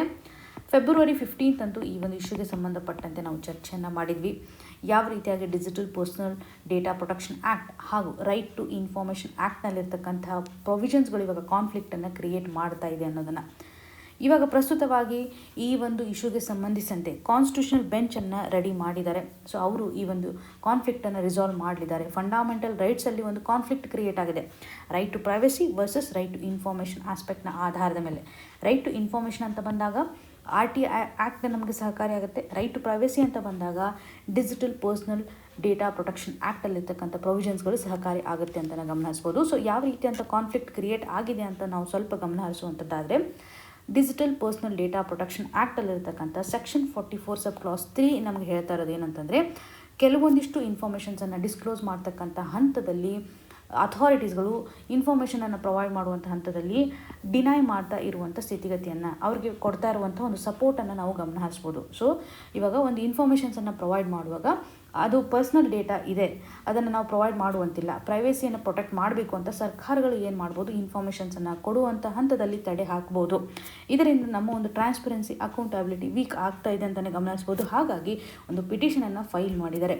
ಈ ಮೊದಲು ರೈಟ್ ಟು ಇನ್ಫಾರ್ಮೇಷನ್ ಆ್ಯಕ್ಟ್ ನಡಿನಲ್ಲಿರ್ತಕ್ಕಂಥ section 8 sub clause 1 sub clause J ಪ್ರಕಾರ ಇಲ್ಲಿ ಸರ್ಕಾರ ಇನ್ಫಾರ್ಮೇಷನ್ಸನ್ನು ಪ್ರೊವೈಡ್ ಮಾಡಬೇಕು ಅನ್ನುವಂಥದ್ದಾಗಿ ಹೇಳುತ್ತೆ. ಅದರಲ್ಲೂ ಪಬ್ಲಿಕ್ ಕನ್ಸರ್ನ್ ಬಂದಾಗ ಅದನ್ನೇ ಹೈಯೆಸ್ಟ್ ಆಗಿ ನಾವು ಕನ್ಸಿಡರ್ ಮಾಡ್ತೀವಿ. ಪಬ್ಲಿಕ್ ಆ್ಯಕ್ಟಿವಿಟಿ ಅಂತ ಬಂದಾಗ ಆ ಒಂದು ಹಂತದಲ್ಲಿ ಇನ್ಫಾರ್ಮೇಷನ್ಸನ್ನು ಪ್ರೊವೈಡ್ ಮಾಡಲೇಬೇಕು. ಒಂದು ವೇಳೆ ಪ್ರೈವೇಸಿಗೆ ಸಂಬಂಧಪಟ್ಟಂತೆ ಇತ್ತು ಅಂದರೆ ಆವಾಗ ಇನ್ಫಾರ್ಮೇಷನ್ಸನ್ನು ಅವರು ಡಿನೇ ಮಾಡ್ಬೋದು. ಒಂದು ವೇಳೆ ಅದು ಲಾರ್ಜರ್ ಪಬ್ಲಿಕ್ ಇಂಟ್ರೆಸ್ಟನ್ನು ಹೊಂದಿದರೆ ಆವಾಗ ಪ್ರೈವೇಸಿಯನ್ನು ಸಹ ನಾವು ಇಲ್ಲಿ ಬದಿಗಿಟ್ಟು ಇನ್ಫಾರ್ಮೇಷನ್ಸನ್ನು ಪ್ರೊವೈಡ್ ಮಾಡಬೇಕು ಅನ್ನುವಂಥದ್ದಾಗಿ ರೈಟ್ ಟು ಇನ್ಫಾರ್ಮೇಷನ್ ಆ್ಯಕ್ಟ್ ನಡಿಯಲ್ಲಿ ಗಮನ ಹರಿಸ್ಬೋದು. ಹಾಗಾಗಿ ಇಲ್ಲಿ ಒಂದು ಕಾನ್ಫ್ಲಿಕ್ಟ್ ಕ್ರಿಯೇಟ್ ಆಗಿದೆ. ಒಂದೆಡೆ ಎಲ್ಲರಿಗೂ ಸಹ ಮಾಹಿತಿಯನ್ನು ಪಡೆದುಕೊಳ್ತಕ್ಕಂಥ ಹಕ್ಕನ್ನು ರೈಟ್ ಟು ಇನ್ಫಾರ್ಮೇಷನ್ ಆ್ಯಕ್ಟ್ನಲ್ಲಿ ಒದಗಿಸ್ತಾ ಇದ್ದಾರೆ. ಇನ್ನೊಂದೆಡೆ ಪರ್ಸ್ನಲ್ ಡೇಟಾವನ್ನು ಪ್ರೊಟೆಕ್ಷನ್ ಮಾಡ್ತಾ ಇದ್ದಾರೆ. ರೈಟ್ ಟು ಪ್ರೈವೇಸಿಯನ್ನು ಸಹ ಇಲ್ಲಿ ಪ್ರೊಟೆಕ್ಟ್ ಮಾಡ್ತಾ ಇದ್ದಾರೆ ಅನ್ನುವಂಥ ಆಸ್ಪೆಕ್ಟನ್ನು ನೋಡ್ಬೋದಲ್ವಾ. ಇಲ್ಲಿ ನಿಮಗೆ ಒಂದು ಸಿಂಪಲ್ ಕ್ವಶನನ್ನು ಕೇಳುವಂಥದ್ದಾದರೆ, ರೈಟ್ ಟು ಇನ್ಫಾರ್ಮೇಷನ್ ಅಥವಾ ರೈಟ್ ಟು ನೋ ಅನ್ನುವಂಥದ್ದನ್ನು ಯಾವ ಆರ್ಟಿಕಲ್ಗೆ ನಾವು ಕನೆಕ್ಟ್ ಮಾಡ್ಬೋದು, ಫಂಡಾಮೆಂಟಲ್ ರೈಟಲ್ಲಿರತಕ್ಕಂಥ ಯಾವ ಒಂದು ಆರ್ಟಿಕಲ್ಗೆ ಕನೆಕ್ಟ್ ಮಾಡ್ತಾ ಇದ್ದೀವಿ ಅಂತ ಕಮೆಂಟಲ್ಲಿ ಮೆನ್ಷನ್ ಮಾಡಿ. ಜೊತೆಗೆ ರೈಟ್ ಟು ಪ್ರೈವಸಿಗೆ ಸಂಬಂಧಪಟ್ಟಂತೆ ಯಾವ ಆರ್ಟಿಕಲನ್ನು ನಾವು ಕನೆಕ್ಟ್ ಮಾಡ್ಬೋದು, ಇದರ ಬಗ್ಗೆ ನಾವು ಆಲ್ರೆಡಿ ಚರ್ಚೆಯನ್ನು ಮಾಡಿದ್ದೀವಿ. ಸೊ ಇಲ್ಲಿ ರೈಟ್ ಟು ನೋ ಅನ್ನುವಂಥ ಆರ್ಟಿಕಲ್ ನಂಬರ್ ಹಾಗೂ ರೈಟ್ ಟು ಪ್ರೈವಸಿಗೆ ಲಿಂಕ್ ಮಾಡ್ತಕ್ಕಂಥ ಆರ್ಟಿಕಲನ್ನು ಮೆನ್ಷನ್ ಮಾಡಿ. ಪ್ರಸ್ತುತವಾಗಿ digital personal data protection act ನಡಿಯಲ್ಲಿ ಇನ್ಫಾರ್ಮೇಷನನ್ನು ಡಿಸ್ಕ್ಲೋಸ್ ಮಾಡುವಂಥ ಹಂತದಲ್ಲಿ ಅಥಾರಿಟೀಸ್ಗಳು ಮಿಸ್ಯೂಸ್ ಮಾಡ್ಕೊಳ್ತಾ ಇದ್ದಾವೆ ಅನ್ನುವಂಥ ಒಂದು ಚರ್ಚೆ ನಡೀತಾ ಇದೆ. ರೈಟ್ ಟು ಇನ್ಫಾರ್ಮೇಷನ್ ಆ್ಯಕ್ಟ್ ನಡಿನಲ್ಲಿ ಈ ಮೊದಲು ಒಂದು ಬ್ಯಾಲೆನ್ಸಿಂಗ್ ಟೆಸ್ಟನ್ನು ಮಾಡ್ತಾ ಇದ್ರು. ಯಾವ ಇನ್ಫಾರ್ಮೇಷನ್ಸನ್ನು ಪಬ್ಲಿಕ್ಗೆ ಕೊಡಬೇಕು ಅಥವಾ ಯಾವ ಇನ್ಫಾರ್ಮೇಷನ್ಸನ್ನು ಪ್ರೊಟೆಕ್ಟ್ ಮಾಡಬೇಕು ಅನ್ನುವಂಥ ನಿಟ್ಟಿನಲ್ಲಿ. ಆದರೆ ಹೊಸದಾಗಿರುವಂತಹ ಒಂದು ಅಮೆಂಡ್ಮೆಂಟ್ ನಡಿಯಲ್ಲಿ ಸೆಕ್ಷನ್ 44 ಸಬ್ ಕ್ಲಾಸ್ 3ನಲ್ಲಿರ್ತಕ್ಕಂಥ ಒಂದು ಕನ್ಸರ್ನ್ನ ಆಧಾರದ ಮೇಲೆ ಸರ್ಕಾರಕ್ಕೆ ಒಂದು ಡಿಸ್ಕ್ರಿಷನರಿ ಪವರನ್ನು ಕೊಡ್ತಾ ಇದ್ದಾರೆ. ಸೊ ಇದರಿಂದ ಒಂದು ಪಿಟಿಷನನ್ನು ಹಾಕಿರುವಂತಹ ಸಂದರ್ಭದಲ್ಲಿ ಪ್ರಸ್ತುತವಾಗಿ ರೈಟ್ ಟು ಪ್ರೈವಸಿ ಆಸ್ಪೆಕ್ಟ್ ಅಂತ ಬಂದಾಗ ಯಾವ ರೀತಿಯಾಗಿ ಪ್ರೊಟೆಕ್ಷನನ್ನು ಮಾಡಬೇಕು, ಜೊತೆಗೆ ನಾವು ಒಂದು ಟ್ರಾನ್ಸ್ಪರೆನ್ಸಿ ಅಕೌಂಟಬಿಲಿಟಿಯನ್ನು ಸಹ ಎನ್ಶೋರ್ ಮಾಡಬೇಕು ಅನ್ನುವಂತಹ ನಿಟ್ಟಿನಲ್ಲಿ ಕಾನ್ಸ್ಟಿಟ್ಯೂಷನಲ್ ಬೆಂಚ್ಗೆ ಒಂದು ಕೆಲಸವನ್ನು ಕೊಟ್ಟಿದ್ದಾರೆ. ಹಾಗಾಗಿ ಡಿಜಿಟಲ್ ಪರ್ಸನಲ್ ಡೇಟಾ ಪ್ರೊಟೆಕ್ಷನಲ್ಲಿರ್ತಕ್ಕಂತಹ ಪ್ರೊವಿಷನ್ಸ್ಗಳು ಯಾವ ರೀತಿಯಾಗಿ ಟ್ರಾನ್ಸ್ಪರೆನ್ಸಿ ಫ್ರೇಮ್ವರ್ಕನ್ನು ಬ್ರೇಕ್ ಡೌನ್ ಮಾಡ್ತಾ ಇದೆ, ರೈಟ್ ಟು ಇನ್ಫಾರ್ಮೇಷನ್ ಆ್ಯಕ್ಟಲ್ಲಿರ್ತಕ್ಕಂಥ ಪ್ರೊವಿಷನ್ಸ್ಗಳನ್ನು ವೀಕ್ ಮಾಡ್ತಾ ಇದೆ. ಸರ್ಕಾರ ಇವತ್ತು ಇಂಡಿವಿಜುವಲ್ ಥರ ಆ್ಯಕ್ಟ್ ಮಾಡಬಾರ್ದು, ಪ್ರೈವಸಿ ಮಾಡಬೇಕು ಅನ್ನುವಂಥ ನಿಟ್ಟಲ್ಲಿ ಆ್ಯಕ್ಟ್ ಮಾಡಬಾರ್ದು. ಸಂವಿಧಾನಾತ್ಮಕವಾಗಿ ಇದು ಎಷ್ಟು ಮಟ್ಟಿಗೆ ಸರಿ ಇದೇನೋ ಇಲ್ವೋ ಅಂತ ಎಕ್ಸಾಮಿನೇಷನನ್ನು ಮಾಡಲಿದೆ. ಇದು ಕ್ಲಿಯರಾಗಿ ನೆನಪಿರಲಿ ನಿಮಗೆ. ಸೊ ನಿಮಗೆ ಕೇಳಿರುವಂಥ ಒಂದು simple question, right to know ಹಾಗೂ ರೈಟ್ ಟು ಪ್ರೈವಸಿಗೆ ಸಂಬಂಧಪಟ್ಟಂಥ ಆರ್ಟಿಕಲ್ ಯಾವುದಿದೆ ಅನ್ನೋದನ್ನು ಕಮೆಂಟಲ್ಲಿ ಮೆನ್ಷನ್ ಮಾಡಿ. ಇನ್ನು ಮುಂದಿನದಾಗಿ cities of debt. Urban local bodies need more administrative capacity before they can tap the market. ಈ ಒಂದು ಇಶ್ಯೂ ನಮಗೆ GS ಪೇಪರ್ 2 ನಡಿನಲ್ಲಿ ಗವರ್ನೆನ್ಸ್ ಆಸ್ಪೆಕ್ಟ್ನ ಆಧಾರದ ಮೇಲೆ ಕನೆಕ್ಟ್ ಆಗುತ್ತೆ. ಅರ್ಬನ್ ಡೆವಲಪ್ಮೆಂಟ್ಗೆ ಸಂಬಂಧಪಟ್ಟಂಥ ಪ್ರಾಜೆಕ್ಟ್ ನಡಿಯಲ್ಲಿ ಕನೆಕ್ಟ್ ಮಾಡ್ಬೋದು. ರೀಸೆಂಟ್ಲಿ ಸರ್ಕಾರ ಅರ್ಬನ್ ಚಾಲೆಂಜ್ ಫಂಡನ್ನು ಅನೌನ್ಸ್ ಮಾಡಿದೆ. ಈ ಒಂದು ಸ್ಕೀಮ್ ನಮಗೆ ಇಂಪಾರ್ಟೆಂಟ್, ಇದ್ರ ಬಗ್ಗೆ ನಾವು ಚರ್ಚೆಯನ್ನು ಮಾಡಿದ್ದೀವಿ. ಇಲ್ಲಿ ಮೇನ್ಸ್ ಪರ್ಸ್ಪೆಕ್ಟಿವಲ್ಲಿ ಯಾವ ರೀತಿಯಾಗಿ ಎಫೆಕ್ಟಿವ್ ಆಗಿ ಅರ್ಬನ್ ಲೋಕಲ್ ಬಾಡೀಸನ್ನು ನಾವು ಸ್ಟ್ರಾಂಗ್ ಆಗಿ ಮಾಡಬೇಕು, ಫಿಸಿಕಲ್ ಕೆಪಾಸಿಟಿಯನ್ನು ಎನ್ಹಾನ್ಸ್ ಮಾಡಬೇಕು ಅನ್ನುವಂಥ ನಿಟ್ಟಿನಲ್ಲಿ ಆಥರ್ ಅವರು ಕೆಲವೊಂದಿಷ್ಟು ಕನ್ಸರ್ನನ್ನು ವ್ಯಕ್ತಪಡಿಸ್ತಾ ಇದ್ದಾರೆ. ಮೇನ್ಸ್ ಲೆವೆಲಲ್ಲಿ ತುಂಬ ಇಂಪಾರ್ಟೆಂಟ್ ಆಗುತ್ತೆ. ಪ್ರಿಲಿಮ್ಸಲ್ಲೂ ಸಹ ಈ ಒಂದು ಯೋಜನೆ ಇಂಪಾರ್ಟೆನ್ಸ್ ಯಾವ ರೀತಿಯಾಗಿದೆ ಅಂತ ನಾವು ಗಮನ ಹರಿಸುವಂಥದ್ದು. ಅರ್ಬನ್ ಚಾಲೆಂಜ್ ಫಂಡ್ ಅಂತ ಬಂದಾಗ ಇಲ್ಲಿ ನಾವು ಪ್ರೈವೇಟ್ ಎಂಟಿಟೀಸ್ಗಳ ಒಂದು ಪಾರ್ಟಿಸಿಪೇಷನನ್ನು ಎನ್ಹಾನ್ಸ್ ಮಾಡಬೇಕು ಅಂತ, ಒಂದು ಸಿಟೀಸಲ್ಲಿ ಡೆವಲಪ್ ಆಗಬೇಕು ಅಂದರೆ ಅದಕ್ಕೆ ಸರಿಯಾದಂಥ ಒಂದು ಫೈನಾನ್ಸಿಂಗ್ ಇಂಪಾರ್ಟೆಂಟ್. ಫೈನಾನ್ಸಿಂಗ್ ಅಂತ ಬಂದಾಗ ಇದೊಂದು ಸೆಂಟ್ರಲಿ ಸ್ಪಾನ್ಸರ್ಡ್ ಸ್ಕೀಮ್ ಅಂತ ಗೊತ್ತಿದೆ ಅಲ್ವಾ. ಇಲ್ಲಿ ಸೆಂಟ್ರಲ್ ಲೆವೆಲಲ್ಲಿ 25% ಅಷ್ಟು ಒಂದು ಫಂಡನ್ನು ಅಲೋಕೇಟ್ ಮಾಡ್ತಾ ಇದ್ದಾರೆ. ಸಿಟೀಸ್ಗಳು ಇವಾಗ ಪ್ರಸ್ತುತವಾಗಿ 50% ಅಷ್ಟು ಫಂಡನ್ನು ಮುನ್ಸಿಪಲ್ ಬಾಂಡ್ಗಳ ಮುಖಾಂತರ, ಲೋನ್ಗಳ ಮುಖಾಂತರ, ಪಬ್ಲಿಕ್ ಪ್ರೈವೇಟ್ ಪಾರ್ಟ್ನರ್ಶಿಪ್ಗಳ ಮುಖಾಂತರ ರೇಸ್ ಮಾಡಬೇಕಾಗಿರ್ತಕ್ಕಂಥ ಒಂದು ಕಂಡೀಷನನ್ನು ನಾವು ಕಾಣ್ತಾ ಇದ್ದೀವಿ. ರಿಮೈನಿಂಗ್ ಅಮೌಂಟ್ ಏನಿರುತ್ತಲ್ಲ ಅದನ್ನು ಸ್ಟೇಟ್ಸ್ಗಳು ವಿಧಿಸಲಿದೆ ಅನ್ನೋದು ಕ್ಲಿಯರ್ ಆಗಿ ನಿಮಗೆ ಗೊತ್ತಿರಲಿ. ಸೊ ಒಟ್ಟಾರೆಯಾಗಿ ಈ ಒಂದು ಸ್ಕೀಮ್ ನಡಿಯಲ್ಲಿ ಸಿಟೀಸ್ಗಳನ್ನು ಡೆವಲಪ್ ಮಾಡಬೇಕು. ಇದೊಂದು ಮೆಗಾ ಇನ್ಫ್ರಾಸ್ಟ್ರಕ್ಚರ್ ಪ್ರಾಜೆಕ್ಟ್ ಆಗಿದೆ ಅಂತ ಕ್ಲಿಯರ್ ಆಗಿ ನಿಮ್ಗೆ ಗೊತ್ತಿರಲಿ. ಸೊ ಇಲ್ಲಿರುವಂಥ ಒಂದು ಆಬ್ಜೆಕ್ಟ್ ಏನಂತಂದರೆ ಮಾರ್ಕೆಟ್ ಲಿಂಕ್ಡ್ ಅರ್ಬನ್ ಡೆವಲಪ್ಮೆಂಟನ್ನು ಪ್ರಮೋಟ್ ಮಾಡುವಂಥದ್ದು. ಸೊ ಮಾರ್ಕೆಟ್ ಲಿಂಕ್ ಇದೆ ಅಲ್ವಾ, ಅಂದರೆ ಪ್ರೈವೇಟ್ ಎಂಟಿಟೀಸ್ಗಳ ಒಂದು ಫಿನಾನ್ಸಿಂಗ್ ಕಂಡೀಷನ್ಸನ್ನು ನಾವು ನೋಡ್ತಾ ಇದ್ದೀವಿ. ಪ್ರೈವೇಟ್ ಇನ್ವೆಸ್ಟ್ಮೆಂಟನ್ನು ನಾವಿಲ್ಲಿ ಕಾಣ್ತಾ ಇದ್ದೀವಿ. ಬಾಂಡ್ಗಳನ್ನು ಎನ್ಕರೇಜ್ ಮಾಡೋದ್ರ ಮುಖಾಂತರ ಫಂಡನ್ನು ಅಟ್ರಾಕ್ಟ್ ಇಲ್ಲಿ ಮಾಡ್ತಾ ಇದ್ದಾರೆ ಅಂತ ಹೇಳ್ಬೋದು. ಸರ್ಕಾರನೂ ಸಹ ಗ್ರ್ಯಾಂಟನ್ನು ಇಲ್ಲಿ ಪ್ರೊವೈಡ್ ಮಾಡ್ತಾ ಇದೆ. ಸೊ ಒಟ್ಟಾರೆಯಾಗಿ ಈ ಒಂದು ಪ್ರಾಜೆಕ್ಟ್ ನಡಿಯಲ್ಲಿ ಅರ್ಬನ್ಗೆ ಸಂಬಂಧಪಟ್ಟಂಥ ಡೆವಲಪ್ಮೆಂಟನ್ನು ಕಾಣ್ತಾ ಇದ್ದೀವಿ ಅಂತಲೇ ಹೇಳ್ಬೋದು. ಸೊ ಈ ಒಂದು ಅಪ್ರೋಚ್ ಅಂತ ಬಂದಾಗ ನಮ್ಮ ಒಂದು ಫಿಸಿಕಲ್ ಅಟಾನಮಿ ಆಲ್ರೆಡಿ ವೀಕ್ ಇದೆ ಅಂತಲೇ ಗಮನ ಹರಿಸ್ಬೋದು. Why? Because 74th constitution amendment ಆಧಾರದ ಮೇಲೆ ಸ್ಟೇಟ್ ಗೌರ್ಮೆಂಟ್ಗಳು ಏನು ಮಾಡ್ತವೆ, ಲೋಕಲ್ ಬಾಡೀಸ್ಗೆ ಬೇಕಾಗ್ತಕ್ಕಂಥ ಒಂದು ಫಂಡನ್ನು ಟ್ರಾನ್ಸ್ಫರ್ ಮಾಡುತ್ತೆ. ಇಲ್ಲಿ ಸ್ಟೇಟ್ ನಡಿನಲ್ಲೇ ಫಂಡ್ನ ಒಂದು ಪ್ರಾಬ್ಲಮ್ ಇದೆ, ಅವ್ರಿಗೆ ಸರಿಯಾದಂತಹ ಅಮೌಂಟ್ ಬರ್ತಾ ಇಲ್ಲ, ಅವರೇ ಸ್ಟ್ರಗಲ್ ಮಾಡ್ತಾ ಇದ್ದಾರೆ. ಅದರಲ್ಲಿ ಇವಾಗ ಲೋಕಲ್ ಬಾಡೀಸ್ಗಳಿಗೆ ಅಮೌಂಟನ್ನು ಡೆಲಿಗೇಟ್ ಮಾಡ್ತಾ ಇದ್ದಾರೆ, ಬಟ್ ಫುಲ್ಲಿ ಡೆಲಿಗೇಷನ್ಸನ್ನು ಮಾಡಲಿಕ್ಕೆ ಆಗ್ತಾ ಇಲ್ಲ ಅಂತಲೇ ಗಮನ ಹರಿಸ್ಬೋದು. ಸೊ ಈ ವರ್ಷದ ಒಂದು ಫಿನಾನ್ಸ್ ಕಮಿಷನ್ನ ರೆಕಮೆಂಡೇಷನ್ಸನ್ನು ನೀವು ನೋಡಿರ್ಬೋದಲ್ವಾ. 16 ಫೈನಾನ್ಸ್ ಕಮಿಷನ್ ನಡಿನಲ್ಲಿ ಸರಿಯಾಗಿ ಇವಾಗ ಲೋಕಲ್ ಬಾಡೀಸ್ಗಳಿಗೂ ಸಹ ಎಷ್ಟು ಮಟ್ಟಿಗೆ ಅಲೋಕೇಶನ್ಸನ್ನು ಮಾಡಬೇಕು ಅಂತ ಎಂಫಸಿಸನ್ನು ಸಹ ಮಾಡ್ತಾ ಇದ್ದಾರೆ ಅಂತ ಹೇಳ್ಬೋದು. ಅರ್ಬನ್ ಏರಿಯಾಗೆ ಹೆಚ್ಚು ಒಂದು ಅಲೋಕೇಶನ್ಸನ್ನು ಸಹ ಕೊಟ್ಟಿದ್ದಾರೆ. ಇದು ನಿಮಗೆ ಕ್ಲಿಯರ್ ಆಗಿರಲಿ. ಒಂದು ಕನೆಕ್ಟಿವಿಟಿ ಎಸ್ಟಾಬ್ಲಿಷ್ಮೆಂಟ್ ಮಾಡಲಿಕ್ಕೆ ಟ್ರೈ ಮಾಡಿ. ಇದು ಆಲ್ರೆಡಿ ಅರ್ಬನ್ ಲೋಕಲ್ ಬಾಡೀಸ್ಗಳು ಫಂಡ್ಗೋಸ್ಕರ ಸ್ಟೇಟ್ ಟ್ರಾನ್ಸ್ಫರ್ ಮೇಲೆ ವೇಟ್ ಮಾಡ್ತಾ ಇದೆ ಅಲ್ವಾ. ಸ್ಟೇಟ್ ಗೌರ್ಮೆಂಟ್ ಮೇಲೆ ಹೆಚ್ಚು ಅವಲಂಬನೆ ಆಗಿರೋದನ್ನು ನಾವು ನೋಡ್ತಾ ಇದ್ದೀವಿ. ಸಿಟೀಸ್ ನಡಿಯಲ್ಲಿ ಪ್ರಸ್ತುತವಾಗಿ ಒಂದು ಬೇಸಿಕ್ ರೆವಿನ್ಯೂ ಬರ್ತಾ ಇಲ್ಲ, ಸ್ಟೇಬಲ್ ಆಗಿರ್ತಕ್ಕಂಥ ಒಂದು ರೆವಿನ್ಯೂ ಬರ್ತಾ ಇಲ್ಲ. ರೆವಿನ್ಯೂ ಸರಿಯಾಗಿ ಬರ್ತಾ ಇದ್ದರೆ ಆಟೋಮೆಟಿಕ್ಲಿ ನಾವು ಏನು ಮಾಡ್ಬೋದು, ಬಾರೋ ಮಾಡ್ಬೋದು, ಪ್ರೈವೇಟ್ ಇನ್ವೆಸ್ಟ್ಮೆಂಟ್ಗೆ ಹೋಗ್ಬೋದು ಅನ್ನುವಂಥದ್ದನ್ನು ಗಮನ ಹರಿಸಬೇಕು.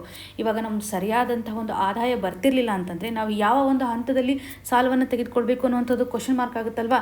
ಸೊ ಈ ಒಂದು ಕನ್ಸರ್ನನ್ನು ಸಹ ಅಪ್ರೋಚ್ ಚೇಂಜ್ ಮಾಡಬೇಕು ಅಂತ ಆ ಥರ ಅವರು ಎಂಫಸಿಸ್ ಮಾಡ್ತಾ ಇದ್ದಾರೆ. ಸಿಟೀಸ್ ನಡಿನಲ್ಲಿ ಒಂದು ಸ್ಟೇಬಲ್ ಆಗಿರ್ತಕ್ಕಂಥ ಆದಾಯ ಬರೋದು ಇಂಪಾರ್ಟೆಂಟು. ಸೊ ನಾವು ಕೇವಲ ಒಂದು ಮಾರ್ಕೆಟನ್ನು ಟ್ರ್ಯಾಪ್ ಮಾಡೋದ್ರ ಬದಲಾಗಿ ಒಂದು ಸಿಟೀಸ್ನಲ್ಲಿರ್ತಕ್ಕಂಥ ಕೆಪಾಸಿಟಿಯನ್ನು ಎನ್ಹಾನ್ಸ್ ಮಾಡಬೇಕು ಅನ್ನುವಂಥ ನಿಟ್ಟಿನಲ್ಲಿ ಇವಾಗ ಸರ್ಕಾರದ ಹಲವು ಯೋಜನೆಗಳು ಅರ್ಬನ್ ಲೋಕಲ್ ಬಾಡೀಸ್ ನಡಿನಲ್ಲಿ ಆಲ್ರೆಡಿ ಡೆಫಿಸಿಟ್ ಕಂಡೀಷನನ್ನು ಕ್ರಿಯೇಟ್ ಮಾಡ್ತಾ ಇದ್ದಾವೆ. ಫಾರ್ ಎಕ್ಸಾಂಪಲ್ ಅಮೃತ್ ಯೋಜನೆಯನ್ನು ಕನೆಕ್ಟ್ ಮಾಡುವಂಥದ್ದಾದರೆ Atal mission for rejuvenation and urban transformation ಅಂತ ಹೇಳ್ತೇವೆ. ಈ ಒಂದು ಯೋಜನೆ ನಡೆಯಲ್ಲಿ ಅರ್ಬನ್ ಸರ್ವಿಸಸನ್ನು ಪ್ರೊವೈಡ್ ಮಾಡ್ತಾರೆ. ಡ್ರಿಂಕಿಂಗ್ ವಾಟರ್ ಸಪ್ಲೈ ಆಗಿರ್ಬೋದು, ಸೀವೇಜ್ಗೆ ಸಂಬಂಧಪಟ್ಟಂತೆ, ಸೆಪ್ಟೇಜ್ ಮ್ಯಾನೇಜ್ಮೆಂಟ್ಗೆ ಸಂಬಂಧಪಟ್ಟಂತೆ ನೋಡ್ತೇವೆ, ವಾಟರ್ ಡ್ರೈನೇಜ್ ರಿಲೇಟೆಡ್ ಇರುವಂತೆ ಆಗಿರ್ಬೋದು, ಅರ್ಬನ್ ಟ್ರಾನ್ಸ್ಪೋರ್ಟ್ ಹಾಗೂ ಗ್ರೀನ್ ಸ್ಪೇಸಸನ್ನು ಪ್ರೊವೈಡ್ ಮಾಡುವಂಥ ಹಂತದಲ್ಲಿ ಈ ಒಂದು ಯೋಜನೆ ಇದೆ ಅಂತ ಹೇಳ್ಬೋದು. ಸೊ ಇದರ ಒಂದು ಗೋಲ್ ಯಾವ ರೀತಿ ಆಗಿದೆ, ಯೂನಿವರ್ಸಲ್ ಆಗಿ ಒಂದು ವಾಟರ್ ಟ್ಯಾಪ್ ಕನೆಕ್ಷನ್ಸನ್ನು ಪ್ರೊವೈಡ್ ಮಾಡುವಂಥದ್ದಾಗಿರ್ಬೋದು. ಸ್ಮಾರ್ಟ್ ಸಿಟೀಸ್ ಮಿಷನ್ ಅಂತಲೂ ಇಲ್ಲಿ ಸ್ಮಾರ್ಟ್ ಮೊಬಿಲಿಟಿ, ಈ ಗವರ್ನೆನ್ಸನ್ನು ಡೆವಲಪ್ ಮಾಡುವಂಥದ್ದಾಗಲಿ, ಅದರಲ್ಲೂ ಇಂಟಿಗ್ರೇಟೆಡ್ ಆಗಿರ್ತಕ್ಕಂತಹ ಒಂದು ಏರಿಯಾ ಬೇಸ್ಡ್ ಡೆವಲಪ್ಮೆಂಟನ್ನು ಪ್ರೊವೈಡ್ ಮಾಡುವಂಥದ್ದು, ಒಟ್ಟಾರೆಯಾಗಿ ಸಿಟಿ ಮ್ಯಾನೇಜ್ಮೆಂಟನ್ನು ಎಫಿಷಿಯೆಂಟ್ ತರುವಂಥ ಹಂತದಲ್ಲಿ ಸ್ಮಾರ್ಟ್ ಸಿಟೀಸ್ ಮಿಷನನ್ನು ಗಮನಿಸ್ಬೋದು. ಸ್ವಚ್ಛ ಭಾರತ್ ಮಿಷನ್ ಅರ್ಬನ್ 2.0 ಅಂತ ನಾವು ನೋಡಿದಾಗ ಇಲ್ಲಿನೂ ಸಹ ಗಾರ್ಬೇಜ್ ಫ್ರೀ ಸಿಟೀಸನ್ನು ಮಾಡಬೇಕು ಅನ್ನುವಂಥ ನಿಟ್ಟಿನಲ್ಲಿ ಅದರಲ್ಲೂ ಸೋರ್ಸ್ ಸೆಗ್ರಿಗೇಷನ್ ಮಾಡುವಂಥದ್ದಾಗಿರ್ಬೋದು, ಸರ್ಕ್ಯುಲರ್ ಎಕಾನಮಿಯನ್ನು ಪ್ರಮೋಟ್ ಮಾಡುವಂಥದ್ದಾಗಿರ್ಬೋದು, ಸೈಂಟಿಫಿಕ್ ಸಾಲಿಡ್ ವೇಸ್ಟ್ ಮ್ಯಾನೇಜ್ಮೆಂಟ್ಗೆ ಸಂಬಂಧಪಟ್ಟಂತೆಯೂ ಸಹ ಅಲೋಕೇಶನ್ಸನ್ನು ನಾವು ಮಾಡುವಂಥದ್ದು, ಹಾಗೂ ಪ್ರಧಾನ ಮಂತ್ರಿ ಆವಾಸ್ ಯೋಜನೆ ನಡಿನಲ್ಲಿ ಅದರಲ್ಲೂ ಅರ್ಬನ್ ಏರಿಯಾ ಅಂತ ಬಂದಾಗ ಹೌಸಿಂಗ್ ಫಾರ್ ಆಲ್ ಅನ್ನುವಂಥದ್ದಾಗಿರ್ಬೋದು, ಸ್ಲಮ್ ರೀಡೆವಲಪ್ಮೆಂಟ್ಗೆ ಸಂಬಂಧಪಟ್ಟಂತೆ ಹಾಗೂ ಪುವರ್ ಪೀಪಲ್ಗೆ ಬೇಕಾಗುವಂಥ ಪಕ್ಕಾ ಹೌಸಸನ್ನು ಪ್ರೊವೈಡ್ ಮಾಡಲಿಕ್ಕೆ ಆವಾಸ್ ಯೋಜನೆ ಸಹಕಾರಿ ಆಗಿರುವುದನ್ನು ನೋಡ್ತಾ ಇದ್ದೀವಿ. ಯೋಜನೆಗಳು ಹಾಗೂ ಅದರ ಇಂಟೆನ್ಷನ್ ನಮಗೆ ತುಂಬ ಇಂಪಾರ್ಟೆಂಟ್ ಆಗುತ್ತೆ. ಲೇಖಕರ ಒಂದು ಅಭಿಪ್ರಾಯ ತುಂಬ ಸಿಂಪಲ್ ಆಗಿದೆ. ಈ ಎಲ್ಲ ಯೋಜನೆಗಳನ್ನು ನಾವು ನೋಡ್ತೇವೆ. ಈ ಒಂದು ಯೋಜನೆಯಲ್ಲಿ ಚಾಲೆಂಜಸ್ಗಳಿದ್ದಾವೆ, ಇಶ್ಯೂಸ್ಗಳಿದ್ದಾವೆ. ಅಕೌಂಟಿಂಗ್ ಸಿಸ್ಟಮ್ ತುಂಬ ಪುವರ್ ಇರೋದನ್ನು ನೋಡ್ತೇವೆ. ಅಕೌಂಟಿಂಗ್ ಸಿಸ್ಟಮನ್ನು ನಾವು ಯಾಕೆ ಸ್ಟ್ರಾಂಗ್ ಮಾಡಬಾರ್ದು? ಸ್ಟಾಫ್ಗಳ ಒಂದು ಶಾರ್ಟೇಜ್ ಇರುತ್ತೆ, ಅದನ್ನು ಫುಲ್ಫಿಲ್ ಮಾಡ್ಬೋದಲ್ವಾ. ಅರ್ಬನ್ ಪ್ಲಾನಿಂಗ್ ತುಂಬ ವೀಕ್ ಇದೆ, ಸ್ಟ್ರಾಂಗ್ ಮಾಡುವಂಥದ್ದಾಗಿರ್ಬೋದು. ಕೆಲವೊಂದಿಷ್ಟು ಪ್ರಾಜೆಕ್ಟ್ಗಳು ಎಕ್ಸಿಕ್ಯೂಷನ್ ಆಗ್ತಕ್ಕಂಥ ಹಂತದಲ್ಲಿ ಡಿಲೇ ಆಗುತ್ತೆ, ಅವುಗಳನ್ನು ಅಡ್ರೆಸ್ ಮಾಡಬೇಕಲ್ಲ. ಇಶ್ಯೂಸ್ ಏನಿದೆ ಆ ಒಂದು ಇಶ್ಯೂಸನ್ನು ಅಡ್ರೆಸ್ ಮಾಡೋದ್ರ ಮುಖಾಂತರ ನಾವು ಸಿಟೀಸ್ಗಳನ್ನು ಡೆವಲಪ್ ಮಾಡ್ಬೋದು ಅನ್ನುವಂಥ ನಿಟ್ಟಿನಲ್ಲಿ. ಸೊ ಇವಾಗ ಕೆಲವೊಂದಿಷ್ಟು ಸಿಟೀಸ್ಗೆ ಅಲೋಕೇಶನ್ಸನ್ನು ಮಾಡ್ತಾ ಇದ್ದಾರಲ್ವ, ಅಥವಾ ಪ್ರೈವೇಟ್ ಇನ್ವೆಸ್ಟರ್ಸ್ಗಳನ್ನು ಅಟ್ರ್ಯಾಕ್ಟ್ ಮಾಡ್ತಾ ಇದ್ದಾರಲ್ವ. ಲಾರ್ಜ್ ಸಿಟೀಸ್ಗೆ ಇದು ಓಕೆ, ಹೈ ಕ್ರೆಡಿಟ್ ರೇಟಿಂಗ್ ಇರುತ್ತೆ, ಅಥವಾ ಲಾರ್ಜ್ ಸಿಟೀಸ್ ನಡಿನಲ್ಲಿ ಒಂದು ರೆವಿನ್ಯೂವನ್ನು ಜನರೇಟ್ ಮಾಡ್ತಕ್ಕಂತಹ ಪಾಸಿಬಿಲಿಟೀಸ್ ಇರುತ್ತೆ. ಅದೇ ಸ್ಮಾಲ್ ಟೌನ್ಸ್ ಅಂತ ಬಂದಾಗ ಇದು ಬರ್ಡನನ್ನು ಕ್ರಿಯೇಟ್ ಮಾಡುವಂಥ ಒಂದು ಸಾಧ್ಯತೆ ಇರುತ್ತೆ ಅನ್ನುವಂಥದ್ದಾಗಿ ಗಮನ ಹರಿಸ್ಬೋದು.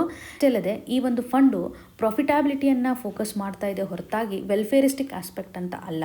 Slum area improvement, water supply ಅಥವಾ ಅಫೋರ್ಡೆಬಲ್ ಹೌಸಿಂಗ್ನ ಆಧಾರದ ಮೇಲೆ ನಾವು ಫೋಕಸನ್ನು ಮಾಡ್ತಾ ಇಲ್ಲ. ಅಫೋರ್ಡೆಬಲ್ ಹೌಸಿಂಗ್ಗೆ ಸಂಬಂಧಪಟ್ಟಂಥ ಯೋಜನೆಗಳನ್ನು ನೋಡ್ತಾ ಇದ್ದೀವಿ.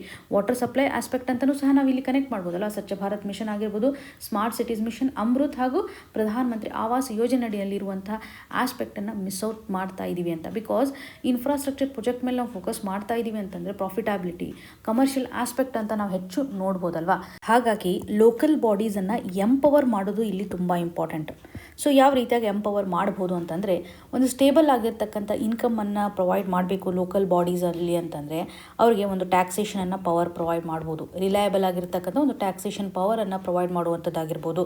ಹಾಗೂ ಮುನ್ಸಿಪಲ್ ಕ್ಯಾಡರನ್ನು ಪ್ರೊವೈಡ್ ಮಾಡಿದೆ ಅಂದರೆ ಪ್ರೊಫೆಷನಲ್ಸ್ಗಳನ್ನು ಪ್ರೊವೈಡ್ ಮಾಡುವಂಥ ಹಂತದಲ್ಲಿ ಒಂದು ಟ್ರಾನ್ಸ್ಪರೆನ್ಸಿಯನ್ನು ತರ್ಬೋದು when it comes to the accounting part. ಹಾಗೂ ಕ್ಲಿಯರ್ ಆಗಿರ್ತಕ್ಕಂಥ ಒಂದು ಲ್ಯಾಂಡ್ ರೆಕಾರ್ಡನ್ನು ಮೇಂಟೈನ್ ಮಾಡೋದ್ರ ಮುಖಾಂತರ ನಿಯಮಿತವಾದಂಥ ಒಂದು ಆದಾಯ ಬರುವಂತೆ ನಾವು ಮಾಡ್ಬೋದು. ಇವಾಗ ಮುನ್ಸಿಪಲ್ ಬಾಂಡ್ ನಡಿನಲ್ಲಿ ರಿಸ್ಕ್ ಇರುತ್ತೆ, ಹಾಗಾಗಿ ಈ ಒಂದು ಸ್ಟೆಪ್ ಅನ್ಸಸ್ಟೈನಬಿಲಿಟಿಯನ್ನು ತೋರಿಸ್ಬೋದು. ಲಾಂಗ್ ಟರ್ಮಲ್ಲಿ ಇದು ತನ್ನ ಇಂಟೆನ್ಷನ್ನ ಫುಲ್ಫಿಲ್ ಮಾಡದೇ ಇರಬಹುದು ಅನ್ನುವಂಥದ್ದನ್ನು ಆ ಥರವ್ರು ಎಕ್ಸ್ಪ್ರೆಸ್ ಮಾಡ್ತಾ ಇದ್ದಾರೆ. ಸೊ ಇಲ್ಲಿ ಪ್ರಸ್ತುತವಾಗಿರುವಂತಹ ಕನ್ಸರ್ನ್ ಏನಿದೆ ಅಂತಂದರೆ ಫಿಸಿಕಲ್ ಡಿಸೆಂಟ್ರಲೈಸೇಷನ್ ತುಂಬ ಇಂಪಾರ್ಟೆಂಟ್. ಹಾಗೂ ಲೋಕಲ್ ಗೌರ್ಮೆಂಟ್ಗೆ ಸ್ಟೇಟ್ ಫೈನಾನ್ಸ್ ಕಮಿಷನ್ ಯಾವ ರೀತಿ ಅಂತ ಒಂದು ರೆಕಮೆಂಡೇಷನ್ಸನ್ನು ಮಾಡುತ್ತಲ್ವ. ಸೊ ಇಲ್ಲಿ ಸ್ಟ್ರಾಂಗ್ ಆಗಿರುವಂಥ ಒಂದು ಅಲೋಕೇಶನ್ಸನ್ನು ಸಹ ಮಾಡಬೇಕು ಅನ್ನುವಂತಹ ನಿಟ್ಟಿನಲ್ಲಿ. ಸೊ ಗ್ಯಾರಂಟೀಡ್ ಆಗಿರ್ತಕ್ಕಂಥ ಅರ್ಬನ್ ಸರ್ವೀಸಸ್ಗಳನ್ನು ನಾವು ಮೊದಲು ಪ್ರೊವೈಡ್ ಮಾಡಬೇಕು. ಅದಾದ ನಂತರ ಇವಾಗ ಪ್ರೈವೇಟ್ ಇನ್ವೆಸ್ಟ್ಮೆಂಟ್ಗೆ ನಾವು ಪ್ರಯಾರಿಟಿಯನ್ನು ಕೊಡ್ಬೋದು, ಕ್ಯಾಪಿಟಲನ್ನು ಜನರೇಟ್ ಮಾಡ್ಬೋದು ಅನ್ನುವಂತಹ ನಿಟ್ಟಿನಲ್ಲಿ ಫಸ್ಟ್ ಸ್ಟ್ರಕ್ಚರಲ್ ಲೆವೆಲಲ್ಲಿ ನಾವು ಚೇಂಜಸನ್ನು ಮಾಡಬೇಕು. ಹಾಗಾಗಿ ಅರ್ಬನ್ ಚಾಲೆಂಜ್ ಫಂಡ್ ಏನಿದೆಲ್ಲ ಇದು ಇನ್ಇಕ್ವಾಲಿಟಿಯನ್ನು ಕ್ರಿಯೇಟ್ ಮಾಡ್ಬೋದು. ಪಬ್ಲಿಕ್ ಸರ್ವಿಸ್ ಡೆಲಿವರಿಯನ್ನು ಇನ್ನೂ ವೀಕ್ ಮಾಡುವಂಥ ಒಂದು ಸಾಧ್ಯತೆ ಇದೆ ಅನ್ನುವಂಥದ್ದನ್ನು ಆಥರ್ ಅವರು ಇಲ್ಲಿ ಎಕ್ಸ್ಪ್ರೆಸ್ ಮಾಡ್ತಾ ಇದ್ದಾರೆ. ಎಕ್ಸಾಮಿನೇಷನ್ ಪರ್ಸ್ಪೆಕ್ಟಿವಲ್ಲಿ ಮೇನ್ಸಲ್ಲಿ ಬೇಕಾಗಿರುವಂಥ ಡೈಮೆನ್ಷನ್ಸ್ಗಳನ್ನು ನಾವಿಲ್ಲಿ ಕನೆಕ್ಟ್ ಮಾಡ್ಕೋಬೋದು.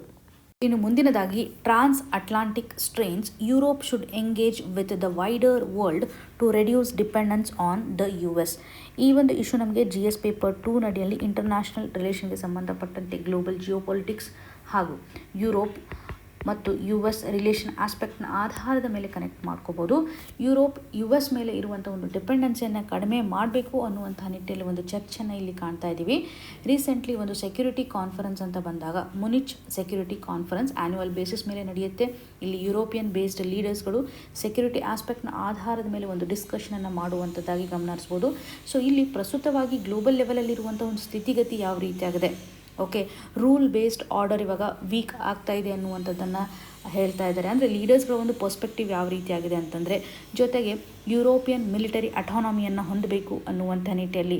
ಸೊ ಯಾಕೆ US ಮೇಲೆ ಡಿಪೆಂಡೆನ್ಸಿಯನ್ನು ಅವರು ಕಡಿಮೆ ಮಾಡಬೇಕು ಅಂತಂದರೆ, ನಿಮಗೆಲ್ಲ ಗೊತ್ತಿದೆ ಯಾವ ರೀತಿಯಾಗಿ ಡೊನಾಲ್ಡ್ ಟ್ರಂಪ್ ಅವರು ರಿಯಾಕ್ಷನರಿ ಪಾಲಿಸೀಸ್ಗಳನ್ನು ತೆಗೆದುಕೊಂಡು ಬರ್ತಾ ಇದ್ದಾರೆ ಅಂತ ಕಾಣ್ಬೋದು.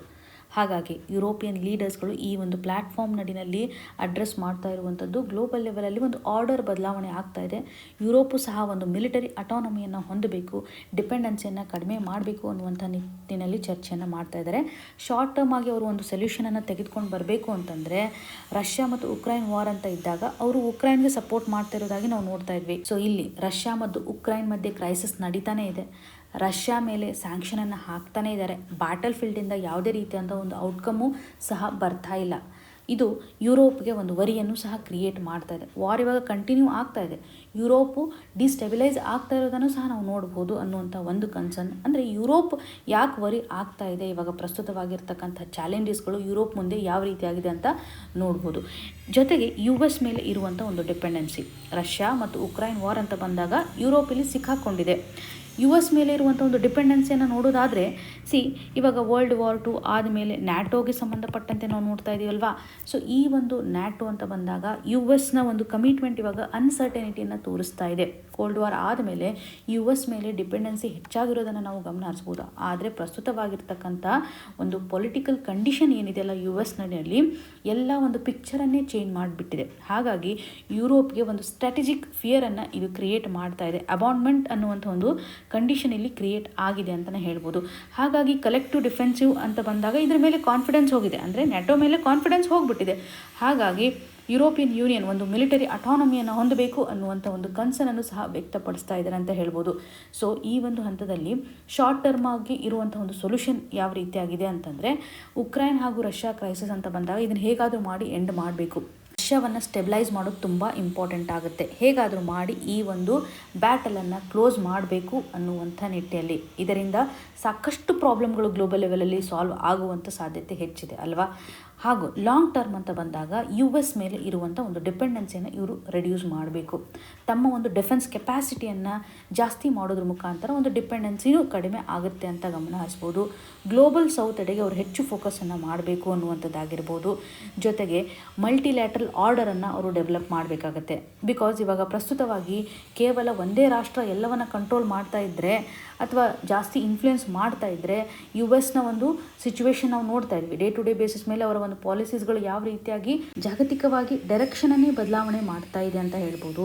ರಾಷ್ಟ್ರಗಳು ಇವಾಗ ಆರ್ಥಿಕವಾಗಿರ್ಬೋದು ಅಥವಾ ಆಡಳಿತಾತ್ಮಕವಾಗಿರ್ಬೋದು, ವ್ಯಾಪಾರಕ್ಕೆ ಸಂಬಂಧಪಟ್ಟಂತೆ ನಿರ್ಧಾರವನ್ನು ತೆಗೆದುಕೊಳ್ಳುವಂಥ ಹಂತದಲ್ಲಿ US ತರುವಂಥ ಪಾಲಿಸಿ ಇವಾಗ ಇನ್ಫ್ಲುಯೆನ್ಸನ್ನು ಮಾಡ್ತಾ ಇದೆ. ನಿನ್ನೆ ತಾನೇ ನಾವು ಚರ್ಚೆಯನ್ನು ಮಾಡಿದ್ವಿ ಯಾವ ರೀತಿಯಾಗಿ ಫಾಸಿಲ್ ಫ್ಯೂಯಲ್ಸ್ಗಳ ಮೇಲೆ ಡಿಪೆಂಡೆನ್ಸಿಯನ್ನು ಅವರು ಮತ್ತೆ ತೋರಿಸಲಿಕ್ಕೆ ಸ್ಟಾರ್ಟ್ ಮಾಡ್ತಾರೆ. ಸೊ ಎಕನಾಮಿಕ್ ಕಾಸ್ಟ್ ಇವಾಗ ಕಡಿಮೆ ಆಗುತ್ತೆ ಅನ್ನುವಂಥ ನಿಟ್ಟಿನಲ್ಲಿ ಇದು ಮ್ಯಾನುಫ್ಯಾಕ್ಚರಿಂಗ್ ವಲಯ ಅಂತ ಬಂದಾಗ ಅದರಡಿನಲ್ಲಿಯೂ ಸಹ ಇನ್ಫ್ಲುಯೆನ್ಸನ್ನು ಮಾಡುತ್ತೆ ಅಂತ ಕನೆಕ್ಟ್ ಮಾಡಿದ್ವಿ ಅಲ್ವಾ. ಸೊ ಹಾಗಾಗಿ US ಮೇಲೆ ಇರುವಂಥ ಒಂದು ಡಿಪೆಂಡೆನ್ಸಿಯನ್ನು ಯುರೋಪು ಸಹ ಇವತ್ತು ಕಡಿಮೆ ಮಾಡಬೇಕು ಅನ್ನುವಂಥ ಒಂದು ನಿರ್ಧಾರವನ್ನು ತೆಗೆದುಕೊಳ್ತಾ ಇದ್ದಾರೆ. ಇನ್ನು ಮುಂದಿನದಾಗಿ India's federalism is in need of a structural reset. ಈ ಒಂದು ಇಶ್ಯೂ ನಮಗೆ GS ಪೇಪರ್ 2 ನಡಿಯಲ್ಲಿ ಪಾಲಿಟಿ ಆ್ಯಂಡ್ ಗವರ್ನೆನ್ಸ್ ಆಸ್ಪೆಕ್ಟ್ನ ಆಧಾರದ ಮೇಲೆ ಕನೆಕ್ಟ್ ಆಗುತ್ತೆ. ಈ ಒಂದು ಆರ್ಟಿಕಲ್ ನಡಿಯಲ್ಲಿ ಫೆಡರಲಿಸಮ್ ಇಶ್ಯೂನ ಆಧಾರದ ಮೇಲೆ ಪ್ರಸ್ತುತವಾಗಿರ್ತಕ್ಕಂಥ ಸ್ಥಿತಿಗತಿಗಳು ಚೇಂಜ್ ಆಗಿದೆ, ಸ್ಟ್ರಕ್ಚರಲ್ ರೀಸೆಟ್ ಅವಶ್ಯಕತೆ ಇದೆ ಅನ್ನುವಂತಹ ನಿಟ್ಟಿನಲ್ಲಿ ತಮಿಳುನಾಡಿನ CM ಆಗಿರ್ತಕ್ಕಂಥ ಸ್ಟಾಲಿನ್ ಅವರು ಹೇಳ್ತಾ ಇದ್ದಾರೆ. ಇವರು ಬರೆದಿರುವಂಥ ಈ ಒಂದು ಆರ್ಟಿಕಲ್ ತುಂಬ ಚೆನ್ನಾಗಿದೆ ಅಂತಲೇ ಹೇಳ್ಬೋದು. ಪ್ರಸ್ತುತವಾಗಿ ಕೇಂದ್ರ ಸರ್ಕಾರ ಹಾಗೂ ರಾಜ್ಯ ಸರ್ಕಾರದ ಮಧ್ಯೆ ಇರತಕ್ಕಂಥ ಅಸಮಾಧಾನ ಸಂಗತಿಗಳಂತಂದರೆ ಫಂಡ್ ಅಲೋಕೇಶನ್ ಅಂತ ಬಂದಾಗ ಸ್ಟೇಟ್ಸ್ಗಳ ಒಂದು ಕನ್ಸರ್ನ್ ಇದ್ದೇ ಇರುತ್ತೆ. ಸರಿಯಾದಂಥ ಒಂದು ಫಂಡ್ ಸಿಗ್ತಾ ಇಲ್ಲ ಅನ್ನುವಂಥ ನಿಟ್ಟಿನಲ್ಲಿ ಫಿನಾನ್ಸ್ ಕಮಿಷನ್ ರೆಕಮೆಂಡೇಷನ್ ಮಾಡಿದ್ರೂ ಸಹ ಅವ್ರಿಗೆ ಬೇಕಾಗಿರ್ತಕ್ಕಂಥ ಸಫಿಷಿಯೆಂಟ್ ಫಂಡ್ ಇಲ್ಲ ಅಂತ ಕನ್ಸರ್ನ್ಗಳನ್ನು ಸ್ಟೇಟ್ ಗೌರ್ಮೆಂಟ್ಗಳು ರೇಸ್ ಮಾಡ್ತಾ ಇರುವಂಥದ್ದಾಗಿ, ಹಾಗೂ ಗವರ್ನರ್ ಅವ್ರಿಗೆ ಸಂಬಂಧಪಟ್ಟಂಥ ಇಶ್ಯೂ ನೋಡಿದಾಗ ಸಾಕಷ್ಟು ಸ್ಟೇಟ್ಸ್ಗಳಲ್ಲಿ ಕಾನ್ಫ್ಲಿಕ್ಟ್ ಕ್ರಿಯೇಟ್ ಆಗ್ತಾ ಇದೆ. ಡಿಸ್ಕ್ರಿಷನರಿ ಪವರ್ ಅಂತ ಬಂದಾಗ ಅನ್ನೆಸೆಸರಿ ಆ್ಯಕ್ಷನ್ಸ್ಗಳು ಸ್ಟೇಟ್ ಗೌರ್ಮೆಂಟ್ ನಡೆಯಲ್ಲಿ ಒಂದು ಅಡ್ಮಿನಿಸ್ಟ್ರೇಟಿವ್ ಹರ್ಡಲ್ಸ್ಗಳನ್ನು ಕ್ರಿಯೇಟ್ ಮಾಡ್ತಾ ಇದೆ. ತಮಿಳುನಾಡು ಆಗಿರ್ಬೋದು, ಕೇರಳ ಆಗಿರ್ಬೋದು, ಪಂಜಾಬ್, ಹರಿಯಾಣದಂಥ ಸ್ಟೇಟ್ಸ್ಗಳಲ್ಲಿ ಗವರ್ನರ್ ಅವರ ಒಂದು ಆ್ಯಕ್ಷನನ್ನು ಸಹ ನಾವು ಇಲ್ಲಿ ಕನೆಕ್ಟ್ ಮಾಡ್ಬೋದು. ಸೊ ಸ್ಟಾಲಿನ್ ಅವರು ಹೇಳ್ತಾ ಇದ್ದಾರೆ, ನಾವು ಒಂದು ಸೆಂಟ್ರಲೈಸ್ಡ್ ಆಗಿರುವಂಥ ಸ್ಥಿತಿಗತಿಯನ್ನು ಪ್ರಸ್ತುತವಾಗಿ ಕಾಣ್ತಾ ಇದ್ವಿ. ಫೆಡರಲಿಸಮ್ ಅನ್ನುವಂಥದ್ದು ಕೇವಲ ಸಂವಿಧಾನದಲ್ಲಿ ಮೆನ್ಷನ್ ಮಾಡಿದ್ದಾರೆ, ಆದರೆ ಪ್ರಾಕ್ಟೀಸ್ ಅಂತ ಬಂದಾಗ ಸೆಂಟ್ರಲೈಸ್ಡ್ ಕಂಡೀಷನನ್ನು ಕಾಣ್ತಾ ಇದ್ದೀವಿ. ಈ ಒಂದು ಸೆಂಟ್ರಲೈಸ್ಡ್ ಪವರ್ ಬರಲಿಕ್ಕೆ ಕಾರಣ ಏನಿರ್ಬೋದು ಅಂತಂದರೆ ಗೌರ್ಮೆಂಟ್ ಆಫ್ ಇಂಡಿಯಾ ಆ್ಯಕ್ಟ್ 1935. ಸಂವಿಧಾನವನ್ನು ನಾವು ರಚನೆ ಮಾಡ್ತಕ್ಕಂಥ ಹಂತದಲ್ಲಿ ಗೌರ್ಮೆಂಟ್ ಆಫ್ ಇಂಡಿಯಾ ಆ್ಯಕ್ಟ್ 1935 ಇರತಕ್ಕಂಥ ಪ್ರೊವಿಷನ್ಸ್ಗಳನ್ನು ನಾವು ಅಡಾಪ್ಟ್ ಮಾಡ್ಕೊಳ್ತೇವೆ. ಹಾಗಾಗಿ ಸಂವಿಧಾನದಲ್ಲಿ ಸೆಂಟ್ರಲೈಸ್ಡ್ ಫೀಚರ್ಸ್ಗಳನ್ನು ಹೆಚ್ಚು ಕಾಣ್ತಾ ಇದ್ದೀವಿ. ಈ ಮೊದಲು ಹಿಸ್ಟಾರಿಕಲಿ ಇದೊಂದು ನೆಸೆಸಿಟಿಯನ್ನು ತೋರಿಸ್ತಾ ಇತ್ತು, ಆದರೆ ಪ್ರಸ್ತುತವಾಗಿ ಈ ಒಂದು ಸ್ಟ್ರಕ್ಚರ್ ರಿಲಿವೆನ್ಸನ್ನು ತೋರಿಸ್ತಾ ಇಲ್ಲ ಅಂತ ಆಥರ್ ಅವರು ಹೇಳ್ತಾ ಇದ್ದಾರೆ. ಯಾಕಂದರೆ ನಮಗೆ ಸ್ವತಂತ್ರ ಆದ ಮೇಲೆ ಪಾರ್ಟಿಷನ್ಗೆ ಸಂಬಂಧಪಟ್ಟಂಥ ಒಂದು ಇನ್ಸೆಕ್ಯೂರಿಟಿಯನ್ನು ಕಾಣ್ತಾ ಇದ್ವಿ. ಪ್ರಿನ್ಸ್ಲಿ ಸ್ಟೇಟ್ಸ್ಗಳಿಗೆ ಸಂಬಂಧಪಟ್ಟಂಥ ಒಂದು ಇಂಟಿಗ್ರೇಷನ್ ಆಸ್ಪೆಕ್ಟ್ ಅಂದರೆ ಬಿಗ್ಗೆಸ್ಟ್ ಚಾಲೆಂಜ್ ಅಂತಲೇ ಹೇಳ್ತಾ ಇದ್ವಿ. ನ್ಯಾಷನಲ್ ಯೂನಿಟಿಗೆ ಸಂಬಂಧಪಟ್ಟಂಥ ಒಂದು ಕ್ವಶನ್ ಮಾರ್ಕ್ಗಳಿದ್ವು. ಈ ಒಂದು ಸಂದರ್ಭದಲ್ಲಿ ಯಾವ ಸ್ಟೇಟೂ ಸಹ ನಮ್ಮ ಒಂದು ನ್ಯಾಷನಲ್ ಯೂನಿಟಿಯಿಂದ ಹೊರಗಡೆ ಹೋಗಬಾರ್ದು ಅನ್ನುವಂತಹ ನಿಟ್ಟಿನಲ್ಲಿ ಸೆಂಟ್ರಲೈಸ್ಡ್ ಫೀಚರ್ಸ್ಗಳನ್ನು ನಾವು ಹೆಚ್ಚು ಅಡಾಪ್ಟ್ ಮಾಡ್ಕೊಂಡಿದ್ದೀವಿ. ಆದರೆ ಪ್ರಸ್ತುತವಾಗಿರತಕ್ಕಂಥ ಒಂದು ಸ್ಥಿತಿಗತಿಯನ್ನು ಅಬ್ಸರ್ವ್ ಮಾಡಿದರೆ ಸೆಂಟ್ರಲ್ ಪವರ್ ಯಾವ ರೀತಿಯಾಗಿ ರಿಫ್ಲೆಕ್ಟ್ ಆಗ್ತಾ ಇದೆ, ಸಿಂಗಲ್ ಪಾರ್ಟಿ ಡೊಮಿನೆನ್ಸನ್ನು ನಾವು ಗಮನ ಹರಿಸ್ಬೋದು. ಯೂನಿಯನ್ ಲೆಜಿಸ್ಲೇಷನ್ಸ್ಗಳು ಇವಾಗ ಎಕ್ಸ್ಪ್ಯಾನ್ಷನ್ ಆಗ್ತಾ ಇದೆ. ಕನ್ಕರೆಂಟ್ ಲಿಸ್ಟಲ್ಲಿ ಇರ್ತಕ್ಕಂಥ ಫೀಚರ್ಗಳ ಮೇಲೆ ಸೆಂಟರ್ ನಿಗಾ ವಹಿಸ್ತಾ ಇದೆ ಅಂತಲೇ ಗಮನ ಹರಿಸ್ಬೋದು. ಸೆಂಟ್ರಲಿ ಸ್ಪಾನ್ಸರ್ಡ್ ಸ್ಕೀಮ್ಸನ್ನು ನಾವು ಕನೆಕ್ಟ್ ಮಾಡ್ಬೋದು. ಫೈನಾನ್ಸ್ ಕಮಿಷನ್ ಒಂದು ರೆಕಮೆಂಡೇಶನ್ ಅಂತ ಬಂದಾಗ ಒಂದು ಕಂಡೀಷನಲ್ ಆಗಿರುವಂಥ ಟ್ರಾನ್ಸ್ಫರ್ ಆಗ್ತಾ ಇದೆ ಅಂತ ಗಮನ ಹರಿಸ್ಬೋದು. ಹಾಗೂ ಗವರ್ನರ್ ಅವರ ಒಂದು ರೋಲ್ ಆ್ಯಂಡ್ ರೆಸ್ಪಾನ್ಸಿಬಿಲಿಟಿ ಆಸ್ಪೆಕ್ಟ್ನ ಆಧಾರದ ಮೇಲೆ ನಾವು ಗಮನ ಹರಿಸ್ಬೋದು. ಸ್ಟೇಟ್ ಲಾ ಅಂತ ಬಂದಾಗ ಸೆಂಟರ್ ಓವರ್ ರೈಡ್ ಮಾಡ್ತಾ ಇದೆ ಅನ್ನುವಂಥ ಒಂದು ಸ್ಥಿತಿಗತಿಗಳನ್ನು ಕಾಣ್ತಾ ಇದ್ದೀವಿ. ಸೊ ಇಲ್ಲಿ ಫೆಡರಲಿಸಮ್ ಫೀಚರ್ ಎಲ್ಲಿಗೆ ಬರುತ್ತೆ ಅನ್ನುವಂಥ ಒಂದು ಕ್ವಶನ್ ಮಾರ್ಕನ್ನು ಆಥರ್ ಅವರು ಹಾಕ್ತಾ ಇದ್ದಾರೆ. ಜೊತೆಗೆ ಫೆಡರಲಿಸಮ್ಗೆ ಸಂಬಂಧಪಟ್ಟಂತೆ ಸುಪ್ರೀಂ ಕೋರ್ಟ್ನ ಒಂದು ಇಂಟರ್ಪ್ರಿಟೇಷನ್ ಅನ್ನು ನೋಡುವಂಥದ್ದಾದರೆ ಫೆಡರಲಿಸಮ್ ಇವತ್ತು ಬೇಸಿಕ್ ಸ್ಟ್ರಕ್ಚರ್ನ ಪಾರ್ಟ್ ಆಗುತ್ತೆ ಅಲ್ವಾ. ಹಾಗಾಗಿ ಪ್ರಸ್ತುತವಾಗಿರ್ತಕ್ಕಂತಹ ಪ್ರಾಕ್ಟೀಸಸ್ಗಳು ಹಾಗೂ ನಾವು ಈ ಮೊದಲು ಅಡಾಪ್ಟ್ ಮಾಡ್ಕೊಂಡಿರ್ತಕ್ಕಂಥ ಸೆಂಟ್ರಲೈಸ್ಡ್ ಫೀಚರ್ಸ್ಗಳು ಒಂದು ಕಾಂಟ್ರಾಡಿಕ್ಟಿವ್ ಕಂಡೀಷನನ್ನು ಕ್ರಿಯೇಟ್ ಮಾಡ್ತಾ ಇದೆ ಅಂತಲೇ ಗಮನ ಹರಿಸುವಂಥದ್ದು. ಸೊ ಹಾಗಾಗಿ ಮೋರ್ ಸೆಂಟ್ರಲೈಸ್ಡ್ ಫೀಚರನ್ನು ನಾವು ಯಾಕೆ ತರಬಾರದು ಅನ್ನುವಂಥ ಒಂದು ಕನ್ಸರ್ನನ್ನು ವ್ಯಕ್ತಪಡಿಸ್ತಾ ಇದ್ದಾರೆ. ಇವಾಗ ನ್ಯಾಷನಲ್ ಲೆವೆಲಲ್ಲಿ ಕೆಲವು ಪಾಲಿಸೀಸ್ಗಳನ್ನು ತರ್ತಾರೆ ಅಲ್ವಾ. ಅದು ಎಲ್ಲ ಸ್ಟೇಟ್ಸ್ಗಳಿಗೂ ಸಹ ಇಂಪ್ಲಿಮೆಂಟ್ ಆಗುತ್ತೆ ಅನ್ನುವಂಥದ್ದನ್ನು ನಾವು ಹೇಗೆ ಎನ್ಶೋರ್ ಮಾಡಲಿಕ್ಕೆ ಸಾಧ್ಯತೆ ಇದೆ ಅಲ್ವಾ. So one model cannot fit for every one, right. So ಈ ಒಂದು ಹಂತದಲ್ಲಿ ನಾವು ಯೂನಿಫಾರ್ಮ್ ಆಗಿ ಪಾಲಿಸಿ ಅಂತ ತಂದಾಗ ಇವಾಗ ಬೇರೆ ಬೇರೆ ರೀಜನಲ್ಲಿ ಅಗ್ರಿಕಲ್ಚರ್ ಪ್ರಾಕ್ಟೀಸಸ್ ಡಿಫ್ರೆಂಟ್ ಆಗಿರುತ್ತೆ, ಲ್ಯಾಂಗ್ವೇಜ್ ಡಿಫ್ರೆಂಟ್ ಆಗಿರುತ್ತೆ, ಇಂಡಸ್ಟ್ರಿ ಆಸ್ಪೆಕ್ಟ್ ಆಗಿರ್ಬೋದು, ಲೇಬರ್ ಮಾರ್ಕೆಟ್ ತುಂಬ ಡಿಫ್ರೆಂಟ್ ಆಗಿರುತ್ತೆ. ಈ ಒಂದು ಹಂತದಲ್ಲಿ ನಾವು ಸೇಮ್ ಪಾಲಿಸಿಯನ್ನು ಹೇಗೆ ತರಲಿಕ್ಕೆ ಸಾಧ್ಯ ಅನ್ನುವಂಥ ಒಂದು ಕ್ವಶನ್ ಮಾರ್ಕನ್ನು ಕ್ರಿಯೇಟ್ ಮಾಡ್ತಾ ಇದ್ದಾರೆ. ಸೊ ಫೆಡರಲಿಸಮನ್ನು ನಾವು ಪ್ರಮೋಟ್ ಮಾಡೋದ್ರ ಮುಖಾಂತರ ಇನೋವೇಷನ್ಸನ್ನು ತರಲಿಕ್ಕೆ ಸಾಧ್ಯತೆ ಇದೆ. ತಮಿಳುನಾಡಿನ ಮಿಡ್ ಡೇ ಮೀಲ್ ಸ್ಕೀಮ್ ಯೋಜನೆಯನ್ನು ನೋಡಿದಾಗ ನ್ಯಾಷನಲ್ ಲೆವೆಲಲ್ಲಿ ಇದನ್ನು ಇಂಪ್ಲಿಮೆಂಟ್ ಮಾಡ್ತಾ ಇದ್ದಾರೆ. ಹಾಗೂ ಕೇರಳದ ಪಬ್ಲಿಕ್ ಹೆಲ್ತ್ ಮಾಡೆಲನ್ನು ನಾವು ಕನೆಕ್ಟ್ ಮಾಡ್ಬೋದು.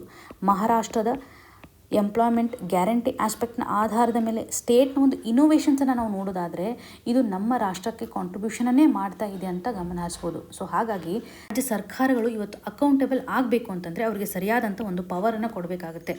ಪವರ್ನ ಮುಖಾಂತರ ಅವ್ರಿಗೆ ರೆಸ್ಪಾನ್ಸಿಬಿಲಿಟಿ ಬರುತ್ತೆ. ಹಾಗಾಗಿ ಒಂದು ಎಕ್ಸ್ಪೀರಿಯನ್ಸನ್ನು ಅವರು ಪಡೆದುಕೊಳ್ತಾರೆ. ಹೊಸದಾಗಿರ್ತಕ್ಕಂಥ ಒಂದು ಇನೋವೇಷನ್ಸನ್ನು ತರಲಿಕ್ಕೆ ಸಾಧ್ಯತೆ ಇದೆ. ಪ್ರಸ್ತುತವಾಗಿ ಅವರಿಗೆ ಯಾವುದೇ ರೀತಿಯಂಥ ಪವರನ್ನು ಕೊಡ್ತಾ ಇಲ್ಲ, ರೆಸ್ಪಾನ್ಸಿಬಿಲಿಟಿಯನ್ನು ಕೊಡ್ತಾ ಇಲ್ಲ, ಎಕ್ಸ್ಪೀರಿಯನ್ಸ್ ಗೇನ್ ಮಾಡಲಿಕ್ಕೆ ಆಗ್ತಾ ಇಲ್ಲ. ಹಾಗೂ ಅವರ ಒಂದು ಡಿಪೆಂಡೆನ್ಸಿ ಸೆಂಟ್ರಲ್ ಮೇಲೆ ಹೆಚ್ಚಾಗಿದೆ ಅಂತಲೇ ಹೇಳುವಂಥದ್ದು. ಹಾಗಾಗಿ ಅವರನ್ನು ಅಕೌಂಟೇಬಲ್ ಮಾಡಬೇಕು ಅಂತಂದರೆ ಅವರಿಗೆ ಸರಿಯಾದಂಥ ಒಂದು ಪವರನ್ನು ಕೊಡಬೇಕು ಅಂತ ಆಥರ್ ಅವರು ಎಂಫೋಸಿಸ್ ಮಾಡ್ತಾ ಇದ್ದಾರೆ. ಕೇಂದ್ರ ಸರ್ಕಾರ ಹಾಗೂ ರಾಜ್ಯ ಸರ್ಕಾರಗಳ ಮಧ್ಯೆ ಒಂದು ಬ್ಯಾಲೆನ್ಸನ್ನು ತರಲಿಕ್ಕೂ ಕಮಿಷನ್ಸ್ಗಳ ರೆಕಮೆಂಡೇಷನ್ಸನ್ನು ಗಮನ ಹರಿಸ್ಬೋದು. ರಾಜ್ ಮನ್ನಾರ್ ಕಮಿಟಿ ಅಂತ ನೋಡ್ತೇವೆ. ಸ್ಟೇಟ್ಗೆ ಬೇಕಾಗಿರ್ತಕ್ಕಂಥ ಒಂದು ಅಟಾನಮಿಯನ್ನು ಪ್ರೊವೈಡ್ ಮಾಡಬೇಕು ಅಂತ. ಸರ್ಕಾರಿಯ ಕಮಿಷನ್ ಅಂತ ಬಂದಾಗ ಕೋಆಪರೇಟಿವ್ ಫೆಡರಲಿಸಮನ್ನು ಇದು ರಿಫ್ಲೆಕ್ಟ್ ಮಾಡುತ್ತೆ. ಪುಂಚಿ ಕಮಿಷನ್ ಅಂತ ಬಂದಾಗ ಸೆಂಟರ್ ಹಾಗೂ ಸ್ಟೇಟ್ ಗೌರ್ಮೆಂಟ್ಗಳ ಮಧ್ಯೆ ಒಂದು ಪವರನ್ನು ರೀಬ್ಯಾಲೆನ್ಸ್ ಮಾಡುವಂಥದ್ದಾಗಿ ರಿಫ್ಲೆಕ್ಟ್ ಮಾಡುತ್ತೆ. ಸೊ ಇಲ್ಲಿ ಪ್ರಸ್ತುತವಾಗಿ ಯಾವ ರೀತಿಯಾದಂತಹ ರೀಫಾರ್ಮನ್ನು ತರಬೇಕು ಅಂತಂದರೆ central government defence aspect, foreign policy, currency, national security ಆಧಾರದ ಮೇಲೆ ಫೋಕಸನ್ನು ಮಾಡಬೇಕಾಗುತ್ತೆ. ಸ್ಟೇಟ್ ಗೌರ್ಮೆಂಟ್ ಅಂತ ಬಂದಾಗ ಹೆಲ್ತ್ ಆಗಿರ್ಬೋದು, ಎಜುಕೇಷನ್ ಅಂತ ಬರುತ್ತೆ, ವೆಲ್ಫೇರಿಸ್ಟಿಕ್ ಆಗಿರ್ಬೋದು, ಲೋಕಲ್ ಡೆವಲಪ್ಮೆಂಟ್ ಅಂತ ಬಂದಾಗ ಸ್ಟೇಟ್ನ ಒಂದು ರೆಸ್ಪಾನ್ಸಿಬಿಲಿಟಿಯನ್ನು ಸ್ಟ್ರಾಂಗ್ ಆಗಿ ಮಾಡಬೇಕು ಅಂತ. ಸೊ ಇದರಿಂದ ನಾವು ಇನೋವೇಷನ್ಸನ್ನು ಸಹ ತರಬಹುದು. ಪ್ರಸ್ತುತವಾಗಿ ಒಂದು ಪ್ರಾಬ್ಲಮ್ಗಳು ಯಾವ ರೀತಿಯಾಗಿದೆ, ಗವರ್ನರ್ ಪವರ್ ಆಸ್ಪೆಕ್ಟ್ನ ಆಧಾರದ ಮೇಲೆ ನಾವು ಇಶ್ಯೂನ ನೋಡ್ತೇವೆ. ಲ್ಯಾಂಗ್ವೇಜ್ ಪಾಲಿಸಿ ಅಂತ ಬಂದಾಗ GST ಆಸ್ಪೆಕ್ಟ್ನ ಆಧಾರದ ಮೇಲೆ ತೊಂದರೆಗಳನ್ನು ನಾವು ನೋಡ್ತೇವೆ. ಎಲೆಕ್ಷನ್ ಅಂತ ಬಂದಾಗ ಪ್ರಾಬ್ಲಮ್ಗಳನ್ನು ನೋಡ್ತಾ ಇದ್ದೇವೆ. ಎಜುಕೇಷನ್, ಹೆಲ್ತ್ ಇವೆಲ್ಲವೂ ಸಹ ಸ್ಟೇಟ್ನ ಒಂದು ರೋಲ್ ಆ್ಯಂಡ್ ರೆಸ್ಪಾನ್ಸಿಬಿಲಿಟಿ ಆಗುತ್ತೆ. ಆದರೆ ಯೂನಿಯನ್ ಗೌರ್ಮೆಂಟ್ ಇಲ್ಲಿ ಯಾವ ರೀತಿಯಾಗಿ ಸ್ಟೇಟ್ ಗೌರ್ಮೆಂಟನ್ನು ಕಂಟ್ರೋಲ್ ಮಾಡಲಿಕ್ಕೆ ಮುಂದಾಗ್ತಾ ಇದೆ ಅನ್ನುವಂಥ ಸ್ಥಿತಿಗತಿಯನ್ನು. ಸೊ ಇವಾಗ ಒಂದು ಮೆಚುರಿಟಿಯನ್ನು ತೋರಿಸಬೇಕು. ಪ್ರಸ್ತುತವಾಗಿ ನಮ್ಮೊಂದು ಡೆಮೋಕ್ರೆಟಿಕ್ ಫ್ರೇಮ್ವರ್ಕ್ ನಡಿಯಲ್ಲಿ ಯಾವ ರೀತಿಯಂಥ ಸ್ಟ್ರಕ್ಚರಲ್ ಚೇಂಜಸನ್ನು ತರಬೇಕು, ಸ್ಟೇಟ್ಗೆ ಒಂದು ಪವರಿಂಗ್ ಕಂಡೀಷನನ್ನು ಕೊಡೋದು ಎಷ್ಟರ ಮಟ್ಟಿಗೆ ಇಂಪಾರ್ಟೆಂಟು ಅನ್ನುವಂತಹ ನಿಟ್ಟಿನಲ್ಲಿ ಇದರಿಂದ ಒಂದು ನ್ಯಾಷನಲ್ ಕೊಹೇಜನ್ನು ಇನ್ನೂ ಸ್ಟ್ರಾಂಗ್ ಆಗುತ್ತೆ. ನಮ್ಮ ಒಂದು ಯೂನಿಟಿ ಇನ್ನೂ ಸ್ಟ್ರಾಂಗ್ ಆಗುತ್ತೆ. ಸ್ಟೇಟ್ಗಳು ಸ್ಟ್ರಾಂಗ್ ಆಗಬೇಕು ಅನ್ನುವಂಥ ನಿಟ್ಟಿನಲ್ಲಿ ಎಫೆಕ್ಟಿವ್ ಗವರ್ನೆನ್ಸ್ಗೆ ಒಂದು ಎಸೆನ್ಷಿಯಾಲಿಟಿಯನ್ನು ಇಲ್ಲಿ ರಿಫ್ಲೆಕ್ಟ್ ಮಾಡ್ತಾ ಇದ್ದಾರೆ. ಇನ್ನು ಮುಂದಿನದಾಗಿ ಟ್ರಾನ್ಸಿಷನಿಂಗ್ ಟು ಗ್ರೀನ್ ಸ್ಟೀಲ್. ಈ ಒಂದು ಇಶ್ಯೂ ನಮಗೆ GS ಪೇಪರ್ 3 ನಡಿಯಲ್ಲಿ ಎಕಾನಮಿ ಹಾಗೂ ಎನ್ವಿರಾನ್ಮೆಂಟ್ ಆಸ್ಪೆಕ್ಟಲ್ಲಿ ಕನೆಕ್ಟ್ ಆಗುತ್ತೆ.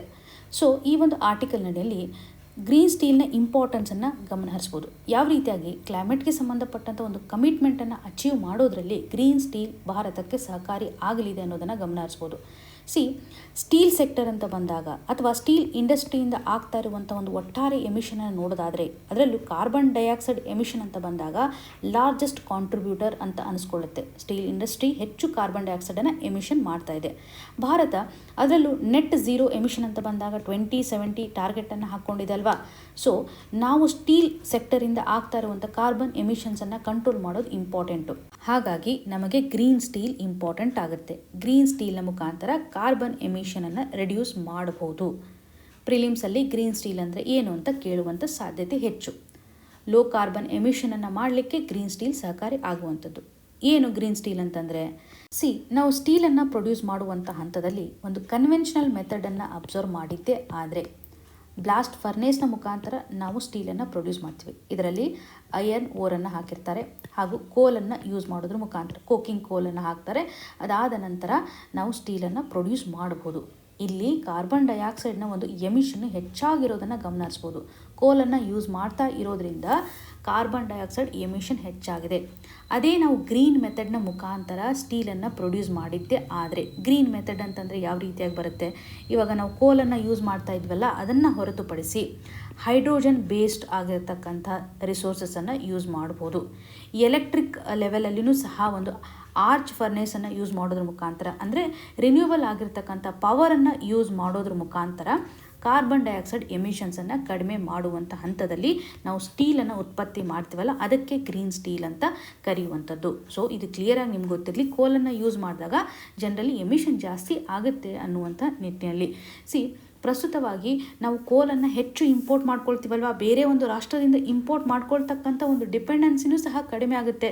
ಇದರಿಂದ ನಮ್ಮ ಕರೆಂಟ್ ಅಕೌಂಟ್ ಡೆಫಿಸಿಟು ಸಹ ಬ್ಯಾಲೆನ್ಸ್ ಆಗುತ್ತೆ, ಅಥವಾ ಇಂಪೋರ್ಟ್ ಕಡಿಮೆ ಆಗುತ್ತೆ ಅಂತಲೇ ಹೇಳ್ಬೋದಲ್ವಾ. ಹಾಗಾಗಿ ಸ್ಟೀಲನ್ನು ತಯಾರಿಕೆ ಮಾಡುವಂಥ ಹಂತದಲ್ಲಿ ನಾವು ರಿನ್ಯೂಯಬಲ್ ಪವರನ್ನು ಯೂಸ್ ಮಾಡೋದು ಇಂಪಾರ್ಟೆಂಟ್ ಆಗುತ್ತೆ. ಇದಕ್ಕೆ ಸಂಬಂಧಪಟ್ಟಂತೆ ಪಾಲಿಸಿ ಲೆವೆಲಲ್ಲಿ ಸಪೋರ್ಟನ್ನು ಕೊಡಬೇಕು ಅಲ್ವಾ. ಫಿಸಿಕಲ್ ಇನ್ಸೆಂಟಿವ್ಸನ್ನು ಪ್ರೊವೈಡ್ ಮಾಡಬೇಕು. ಪಾಲಿಸಿ ಸಪೋರ್ಟನ್ನು ಕೊಟ್ಟಾಗ ಆಟೋಮೆಟಿಕ್ಲಿ ನಾವು ಕೋಲ್ ಮೇಲೆ ಇರ್ತಕ್ಕಂಥ ಡಿಪೆಂಡೆನ್ಸಿಯನ್ನು ಕಡಿಮೆ ಮಾಡ್ಬೋದು. ಇನ್ಫ್ರಾಸ್ಟ್ರಕ್ಚರನ್ನು ನಾವಿಲ್ಲಿ ಡೆವಲಪ್ ಮಾಡಬೇಕಾಗತ್ತೆ. ಹಾಗಾಗಿ ಸ್ಟೀಲ್ ಸೆಕ್ಟರ್ಗೆ ಬೇಕಾಗಿರುವಂಥ ಒಂದು ಸಪೋರ್ಟನ್ನು ಪ್ರೊವೈಡ್ ಮಾಡೋದು. ಒಂದು ವೇಳೆ ನಾವು ಇನ್ಫ್ರಾಸ್ಟ್ರಕ್ಚರ್ ಲೆವೆಲಲ್ಲಿ ಕಾಸ್ಟನ್ನು ಕಂಪೇರ್ ಮಾಡಿದ್ರೂ ಸಹ ಅಷ್ಟೊಂದು ಚೇಂಜಸ್ ಆಗೋದಿಲ್ಲ, ಅಂದರೆ ಲಾರ್ಜ್ ಬರ್ಡನ್ ಏನೂ ಇರೋದಿಲ್ಲ. ಸ್ಮಾಲ್ ಆ್ಯಂಡ್ ಮ್ಯಾನೇಜಬಲ್ ಲೆವೆಲಲ್ಲಿ ನಾವು ಇನ್ಫ್ರಾಸ್ಟ್ರಕ್ಚರ್ನ ಸೆಟಪ್ ಮಾಡ್ಬೋದು ಅಂತಲೂ ಸಹ ಈ ಆರ್ಟಿಕಲಲ್ಲಿ ಮೆನ್ಷನ್ ಮಾಡಿದ್ದಾರೆ. ಸೊ ಇದರಿಂದ ಕಾರ್ಬನ್ ಟ್ರೇಡ್ ಬ್ಯಾರಿಯರನ್ನು ಸಹ ನಾವು ತೆಗೆದುಹಾಕಲಿಕ್ಕೆ ಸಾಧ್ಯತೆ ಇದೆ. ಫಾರ್ ಎಕ್ಸಾಂಪಲ್, ಇವಾಗ European union carbon border adjustment ಮೆಕ್ಯಾನಿಸಮನ್ನು ತೆಗೆದುಕೊಂಡು ಬಂದಿದ್ದಾರಲ್ವಾ. ಸೊ ಇದರಡಿನಲ್ಲಿ ಕಾರ್ಬನ್ ಎಮಿಷನ್ ಇರತಕ್ಕಂಥ ಒಂದು ಗೂಡ್ಸ್ ಅಂತ ಬಂದಾಗ ಹೆಚ್ಚು ಚಾರ್ಜಸನ್ನು ಫೇಸ್ ಮಾಡ್ತಕ್ಕಂಥ ಸಾಧ್ಯತೆ ಇರುತ್ತೆ. ಹಾಗಾಗಿ ನಾವು ಇವಾಗ ಗ್ರೀನ್ ಸ್ಟೀಲನ್ನು ಪ್ರೊಡ್ಯೂಸ್ ಮಾಡ್ತಾ ಇದ್ದೀವಿ ಅಂತಂದರೆ ಟ್ಯಾಕ್ಸ್ನಿಂದನೂ ಸಹ ನಾವು ಬೆನಿಫಿಟನ್ನು ಪಡೆದುಕೊಳ್ಬೋದು. ನಮ್ಮ ಒಂದು ಸ್ಟೀಲ್ ಪ್ರಾಡಕ್ಟು ಕಾಸ್ಟ್ಲಿ ಆಗೋದಿಲ್ಲ ಫ್ಯೂಚರ್ ಡೇಸಲ್ಲಿ ಅನ್ನುವಂಥದ್ದನ್ನು, ಹಾಗೂ ನಾವು ಇಂಪೋರ್ಟ್ ಡಿಪೆಂಡೆನ್ಸಿಯನ್ನು ಆಲ್ಮೋಸ್ಟ್ ಕಡಿಮೆ ಮಾಡುವಂಥ ಸಾಧ್ಯತೆ ಇದೆ. ನಮ್ಮ ಒಂದು ಎನರ್ಜಿ ಸೆಕ್ಯೂರಿಟಿಯನ್ನು ಎನ್ಶೋರ್ ಮಾಡಲಿಕ್ಕೆ ಸಾಧ್ಯತೆ ಇದೆ.